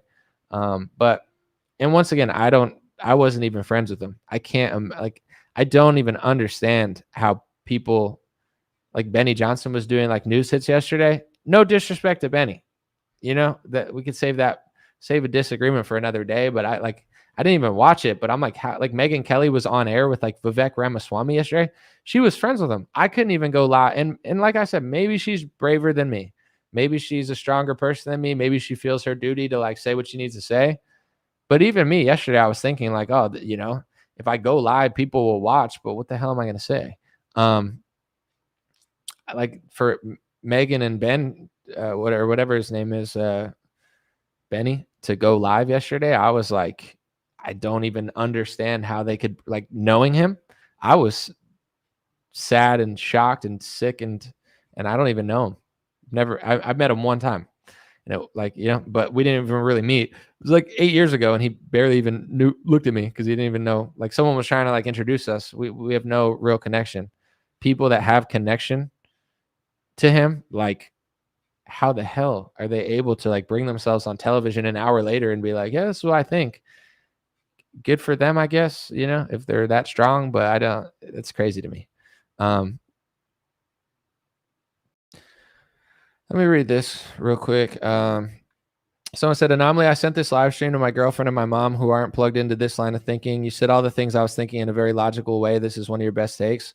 Well, thank you. I mean, I hope most of my takes are logical. Maybe I don't always word it the right way, but I would like to think that all of my takes are logical, but I guess sometimes they're not digestible and stuff. With this, it's a situation people care about more. And I just, yeah, I don't know. I had the motive. I took a nap. I barely take naps nowadays, but like I felt so shitty when I woke up, and I don't know. I fell asleep.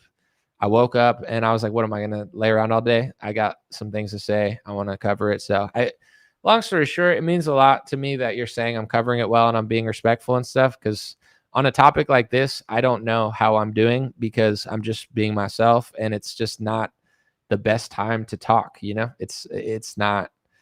Some people have easier time doing it. Like, oh, it's whatever. I'm getting attention. For me, it's just more like, I don't really want to talk about this stuff, but at the same time, I do news and I do have 15 things I'm thinking in my head about what's going on, and I don't trust what they're saying. So I kind of want to say something about that. So thank you for saying I did a good job, because that was the goal.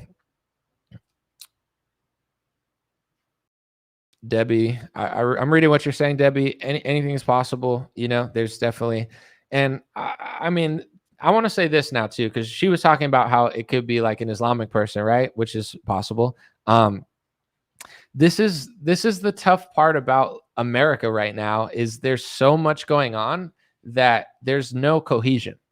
There's no cohesion between the left and the right. The left is like, there used to be like, I'm a Democrat, but I like America. I'm a Republican, but I like America. It doesn't exist anymore. And I'm not saying you have to believe in America. Like, America's lying to us. So it's not like you have to trust our government, but the left and the right, it's not like it used to be. And it's really weird. So outside of ethnicity and religion, the left and the right are in two alternate realities right now. And it's really bad. And then you have cities that are super ghetto and super weird and super grimy. And not all of them. There's nice cities too, but there's like, you know, socioeconomic issues going on in cities. And then there's crime issues. And then there's people that can't stop stealing and robbing. And like, there's barbed wire fences in some neighborhoods and bars on all the windows because people can't act right. And, you know, you could say it's poverty, you could say it's this, but at the same time, there once was a time where people could live in a neighborhood that wasn't wealthy, but not have to put bars on the window. So it's like, you have this, you have that. Then you have the flooding of our country with just anybody. And the truth was, we were always religiously tolerant. And I don't think America was always racially tolerant, because that's just not reality. You had Native Americans and whites, you had black and white, which there was always tension. And then you had European tension. This idea that all Europeans used to like each other, that's also not true. So, you know, I think Italians and all sorts of people used to have like racial tension, Irish, Jewish, like there used to be way more like, we're this and you're that. So there's always been racial tension in this country, but there used to be somewhat of unity, even with like religion. It's like, yeah, it was religiously tolerant, but more people were Christian, you know. Now you bring in the third world, you bring in other countries, you bring in people don't speak English, you bring in, you know, like people like, now I drive through some neighborhoods and it looks like Mexico. Like all this, even the advertisements are in Spanish. And I like Spanish people and I like the language. You know, I speak a little bit of Spanish. I'm not against anything. It's just the reality. I'm going on this whole loop because like you know, these are real issues that aren't going to go away. And I'm not saying there's such thing as perfection, but the country's divided, I guess is what I'm trying to say. Left and right is probably more divided than ever. Black and white is definitely not as good as it was 10, 15, 20 years ago. Now there's a bunch of races. You're talking about Islamic people. There's probably more Islamic people than there ever has been in America. And I have no issues with like people based on their race or religion. But what I do think is that it's not as easy to get along as everybody's saying. You know, on a personal level, I could talk to a Jew, a Muslim, a Christian, and as long as they're good people, I could get along. Black, Asian, like on a personal level, it doesn't matter to me. And there's a majority of people can get along. But the more we get divided and the more things get different, like, I don't know if the founding fathers thought that this country could survive if it was like half Muslim and half Christian, probably not. They probably didn't think that. And it's no disrespect to any religion. It's just the reality of the situation. So you got left, you got right, you got, black, you got white, you got 50,000 races coming here now. There's people speaking 50 different languages. You got Indian people living in their own enclaves. Some people are mixing, some people aren't. Some people are only hiring their family and bringing people from India. You got Mexicans, you got this, you got Islamic people, you still have black people, you have white people. Like it's this idea of like everyone can get along. It's just not really, unfortunately, true. And I'm not saying that it's not possible, but in order for all of these cultures and languages and religions to get along, there needs to be some sort of authority or something bringing people together. And there's really not that. Like, people aren't like, oh, I love America. Some people are. And there's honestly so many great people that aren't the bad people. Like, there's more good people from every culture. But the reality is, like, yeah, when something happens, you don't know who did it because there's so much social there's so much social division, and we're involved in so many wars. And, there's a lot of trends that, like, something needs to change in the country, but it's almost impossible to change it. So I don't know where exactly you go from here, but you have every right to think it's that, or you have every right to think another thing. But, I guess my part, like, if I'm going to just be transparent and honest right now, my opinion of like Christianity, Judaism, Islam is like, I don't think that they're the same religion. So the same way, and I respect you for saying that, where you're like, a lot of Islamic people, they're not trying to be American and they're not trying to play along to our culture. They're trying to make it theirs. I don't disagree.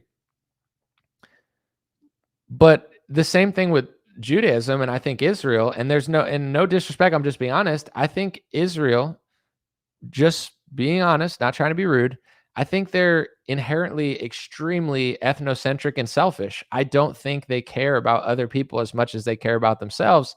And I think that's okay. But the thing is, when, you have a lot of people in this country that care more about that country and their race than other people, then it's going to cause the same type of conflict that Islam and Christianity will. So that's just kind of my like counter is like, yeah, I don't disagree. And I think America right now is for everybody. But like, there's some people that will say that about Islam, but then they don't see that about Judaism. I see it about both of them. I don't hate anybody. And I know a lot of cool people of every religion, but like this idea that like Christians in Israel will just get along so well, I don't think that's the case. I mean, look at Charlie and what he was saying before he passed away. He's been pro-Israel his whole life, and he was getting more heat from pro-Israel people than anyone. Why?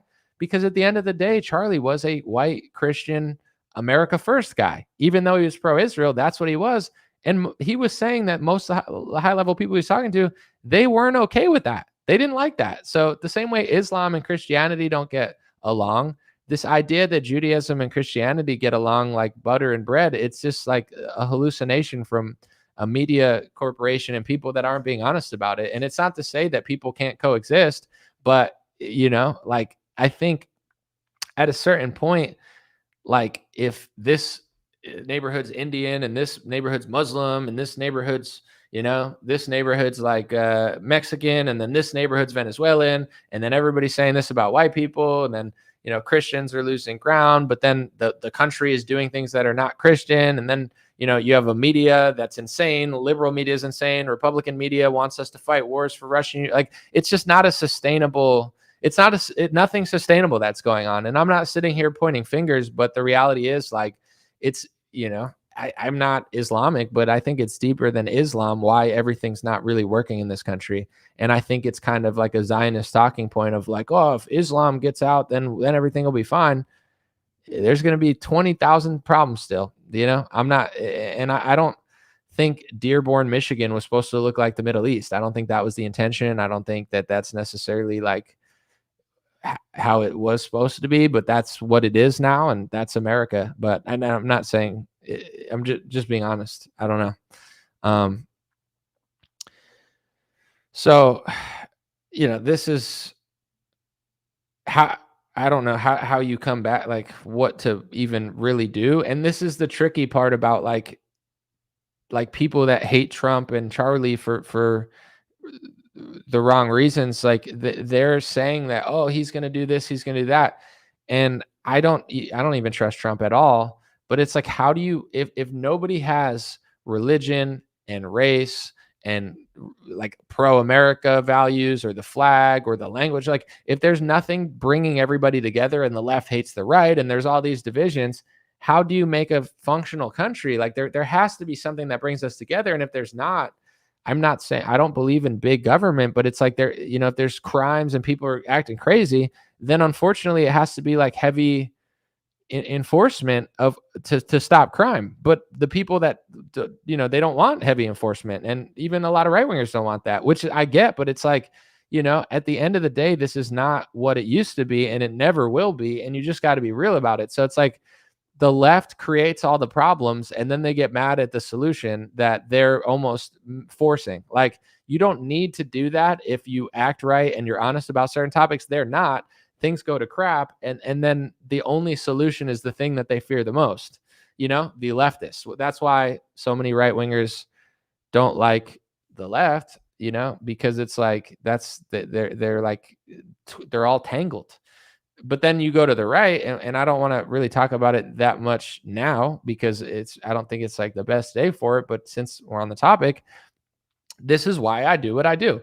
I think the left is all tangled and twisted and they're wrong about most stuff. And I think the right has become fake opposition because they're attached to something that doesn't necessarily benefit and serve them. So then this is where we are. And that's why I talk about what I talk about every single day. You know, that's why it seems very repetitive, because that's the issue we are. We like, you know, and just like, I don't think like even when, you know, I'll just be really honest about this topic.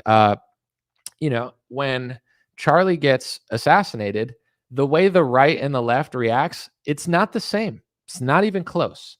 And here's where this is my friendly and peaceful warning to Democrats, because it is friendly and peaceful. I'm like trying to just be honest and help you guys. If you're a Democrat politician, you see all the politicians are like, you know, they're like, oh, we can't have political violence. We can't do this. Obama, Newsom.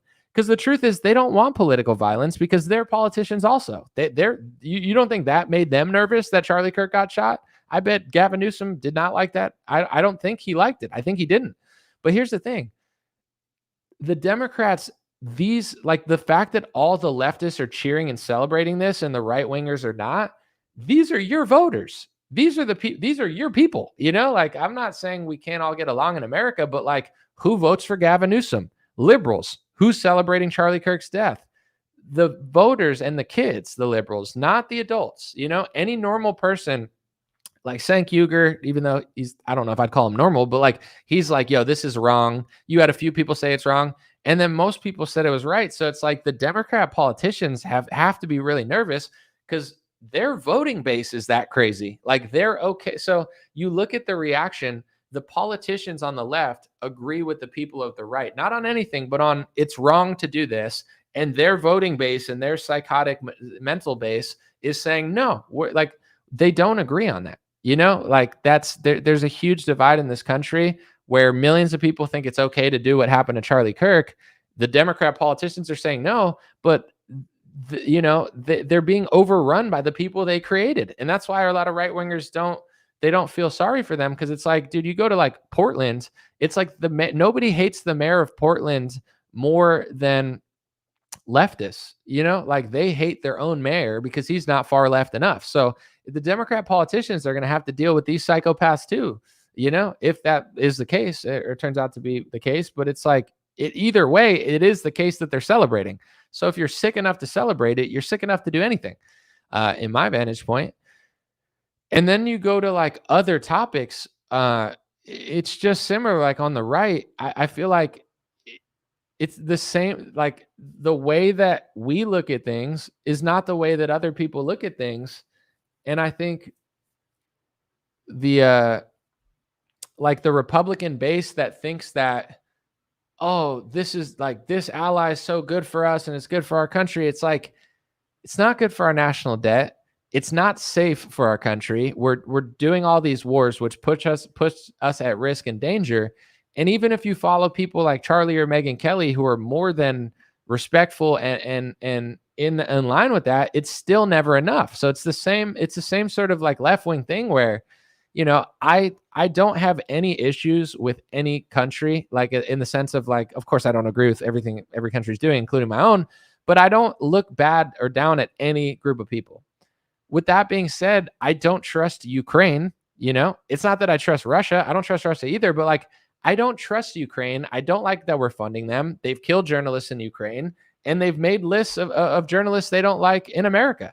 I don't trust Ukraine. I think it's anti-American to give them money, knowing that they're inherently selfish, as maybe they should be, but like their selfishness doesn't include us, and us pretending like it does is delusional. I don't want to fund Ukraine. No disrespect to them. They could be selfish. They could look out for their people. I hope they respect the fact that I think we have the right for ours.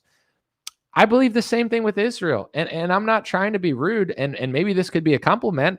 I think they're insanely self-centered, and that's okay. But when we're funding them, I don't think we have the same goals. I don't think we have the same thoughts, and I don't think they care about America as much as Americans do.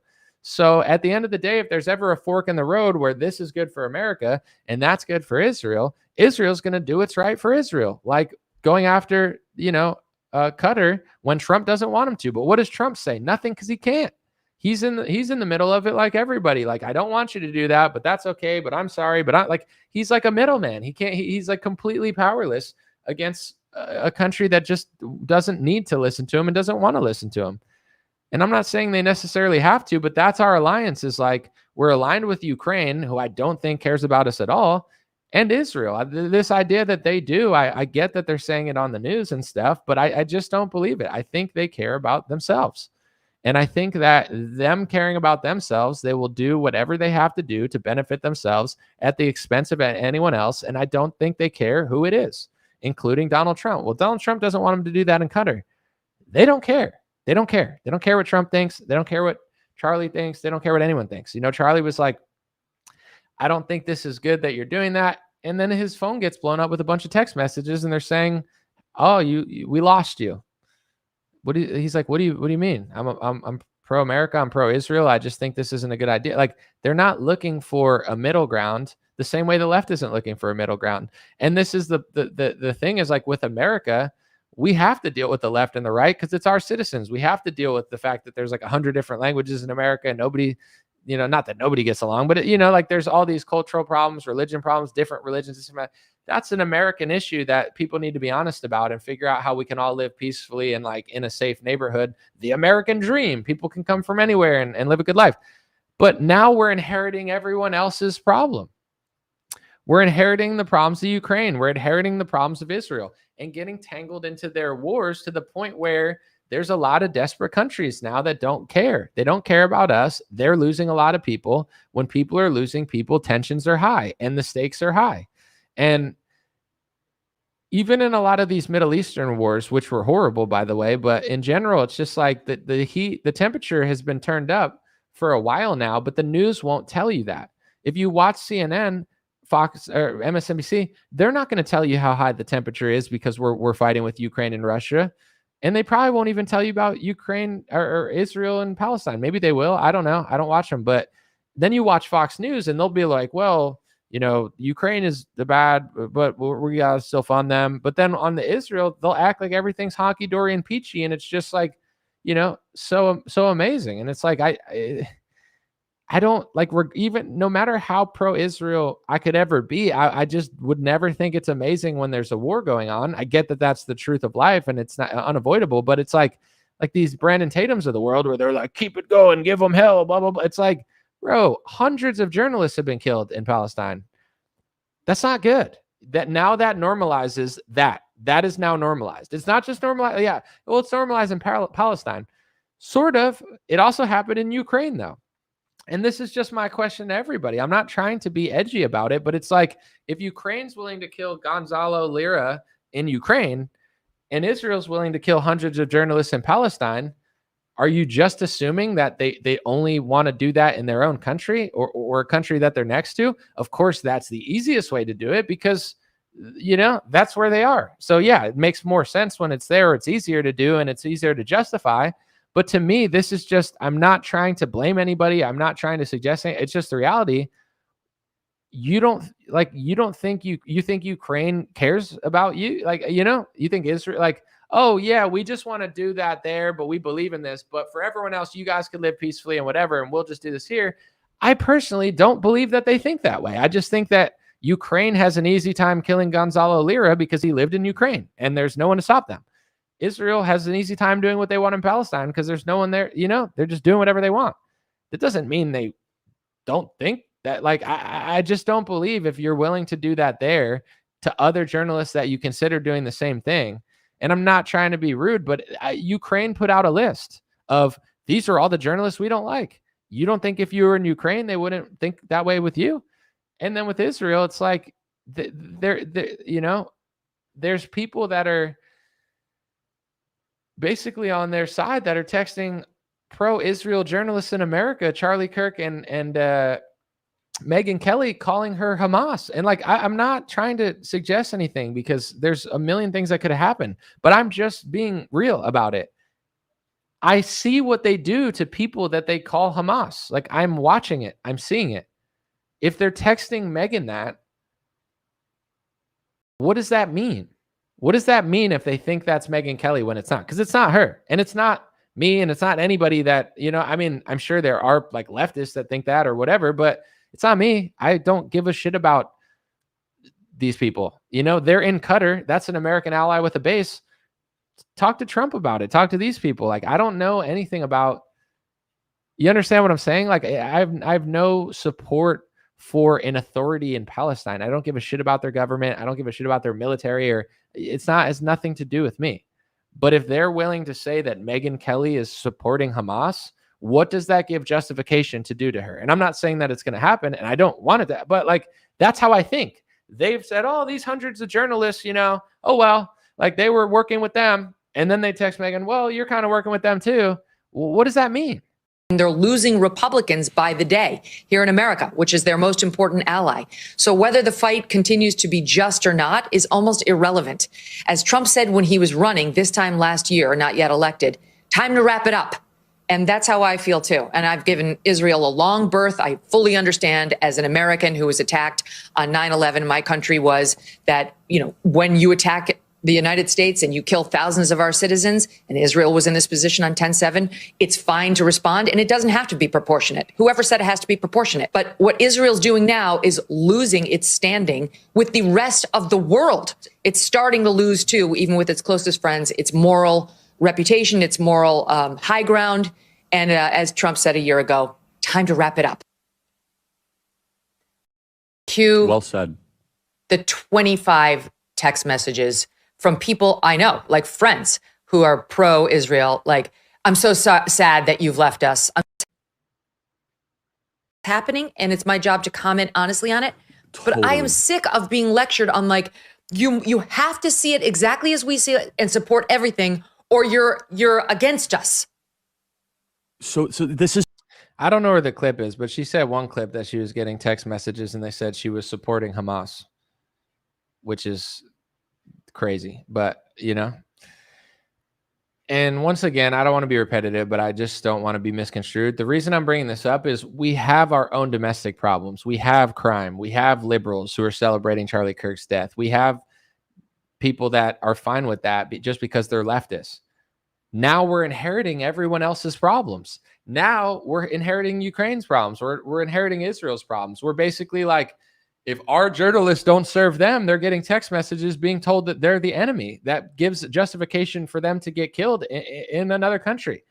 If Megyn Kelly was accused of what she's being accused of now, but she worked in Palestine, that would give them the green light to do what they wanted to her. And then when, AP journalists have been killed, stuff like that. And when it happens, they just say, oh, well, they were Hamas, or they worked with Hamas, or they knew Hamas. Apparently, Hamas is in Qatar because Israel and America told Qatar to put Hamas there. So what is Trump going through right now? I've criticized Trump a lot, but now to be sympathetic, if he's, really the guy that people want him to be, what is he dealing with right now where they're giving justification of everybody like, well, if they're doing this to Hamas and they're attacking our allies and they're saying, well, Hamas is there. Didn't we ask them to put them there? So now are they going to get mad at Trump or something? Like Trump has to do something to Qatar? Like, dude, I would not want to be him right now. I would not want to be in that situation because it's like there's no pleasing these people. And, they're if Trump ever even remotely pivoted, like Megyn Kelly or Charlie, he would be getting the same like smear. They would be calling him pro-Hamas if Trump even remotely pivoted. And then what does that mean if they call you that? Someone said, I like you, but you're being wishy-washy today. Well, it's an appropriate day to be wishy-washy, but also I'm going to repeat this again because I know this will be misconstrued, but I'm not going to sit here and take like a hard line stance about something I'm not 100% sure on. Like when it comes to my opinions, I'm pretty sure about what I know. I talk about it every day. In the wake of Charlie Kirk's assassination, if you want me to sit here and act like I'm 100% solved the mystery, you're on the wrong channel because it's not true. That would be me lying to you. If I said, I think it was this because this, that's a lie. I don't know. I don't know any more than you know. So if you want to take a harder line stance because you have an inkling to something, go ahead. But you don't do a news show. You're not a journalist. You're not a broadcaster. And this is even during COVID, like I didn't make grandiose statements about the virus or the vaccine that I could improve. That's not the way I operate my journalism. What I did was like, here's what I do know. And here's what I can say based on the evidence available. And then you can make your own decision off of it. That's, someone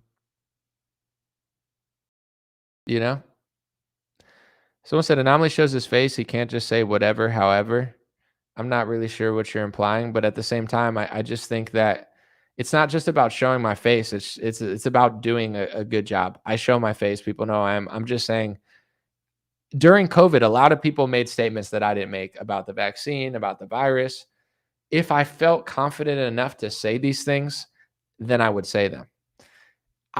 I didn't go as far as certain people went during COVID. Yeah, I feel like I had some of the best reporting because you don't need to make a documentary about how you think it's like, snake venom in order to be the truthiest truther of Trutherland. And, like they made, oh, well, he's doing more than you. Dude, I'm not a scientist. I'm not a doctor. I haven't studied it under a microscope. How could I tell you that with a straight face? I would be guessing, So it's like I was able to be one of the best journalists during the pandemic, not by making statements I couldn't prove, by making statements I could prove and sticking to that and allowing people to do with that what they will. If I was Peter McCullough, I probably would have said a little bit more. You know what I'm saying? If I had a doctor background or a scientific background or something, I probably would have had more to say about that stuff, but I don't. I'm smart enough to understand that they're lying, but I'm not going to make grandiose statements about, science that I'm unaware of. I don't have to. With that being said, it's the same with this. I'm not going to stay. I've been long enough, but I've said a lot. I've shown clips that were interesting to me. I've said pretty much everything that I've been thinking to myself. With that being said, I don't believe that there is enough evidence to make an 100% claim about it. If you want to, that's fine. If you want to think it in your head, that's your right. I'm not that type of person. I'm not that type of person with COVID. I'm not that type of person with politics. I like to stick to what I know. And I think this live stream has been informative enough, interesting enough, and revealing enough without overstating claims. And if you want my real opinion, I've seen people on Twitter making like 100% claims. And, it's interesting, I guess, because it's so edgy and it's like, wow, that person's brave, but they're not 100% sure. They're just assuming because it plays into their bias and it's a possibility. It's a possibility, like people that want Islam out of America will think it was an Islamic person. People that know that liberals are insane will think it was a liberal. People that have a bias against Israel will think it was Israel. People that are pro-Israel might think it was because Charlie defended Israel. Like everyone's going to play naturally into their bias. And I'm not saying you can't do that, but that's just the reality of the situation. Like it's, I'm not going to sit and act like I'm 100% sure. I'm not. And just like It could be a lot of stuff, and it looked professional. You know, if there's more evidence that becomes available, and you know, you have like way more evidence. Even think about like the JFK assassination. Once they figured out who did it and Jack Ruby, et cetera, like more evidence came out to give people more of an opinion about it. There's going to be more evidence out. Not to say it's all going to be real, but there's going to be more stuff in 2 weeks, 3 weeks that, you know, there may be a way to be like, okay, I'm way more sure about it. And there might be a way to be like, I'm actually still not sure about it. I'm okay with that space. I'm not a know-it-all. I don't want to make statements, and I don't think I have to. And it's not just because I'm nervous or anything. It's just I've done enough. I've been brave. I've been bold. I'm not. If I had 100% certainty that I thought it was something, then I would say that. I don't. But it's like people just can't admit that. The fact, even if you have a anti-Israel bias, or you're against what Israel's doing and you think it was them, you can't admit that millions of liberals are celebrating and that it could have been a leftist. Like if you're not able to admit that there's at least some percentage that's true, it doesn't make you braver than me. It just means you're wrong. You're like assuming more than me and willing to make statements that you're not sure of. Like there's 5, 6, 7, 8, 9 options, whatever. The more information comes out, you can make your decisions. I've said a lot, but I'm not going to sit here and be like, oh yeah, for sure, it's going to be that. That's got to be that. That's not true. And people who are doing that, they'll impress people and they'll look based or whatever, but it just doesn't, to me, it's just not true. But I don't look at other people doing that and feel the need to tell them not to do it. I mean, I do my show, and I'm not going to let pressure or like change my opinion to try to like please somebody else. During COVID, I'm very proud of the reporting I did from 2020 until 2023. And I didn't need to say too much. I didn't need to say that the vaccine was snake venom. I didn't need to say that everybody's going to die. And like people that said that, it's not even true. Like, I don't think it was great. I told people that I wasn't getting it. I told people that it's mRNA. But it's like there's always going to be a hype beast who says the most, and everybody watches them because they're like, oh, that person's saying more than you, so they must be more real.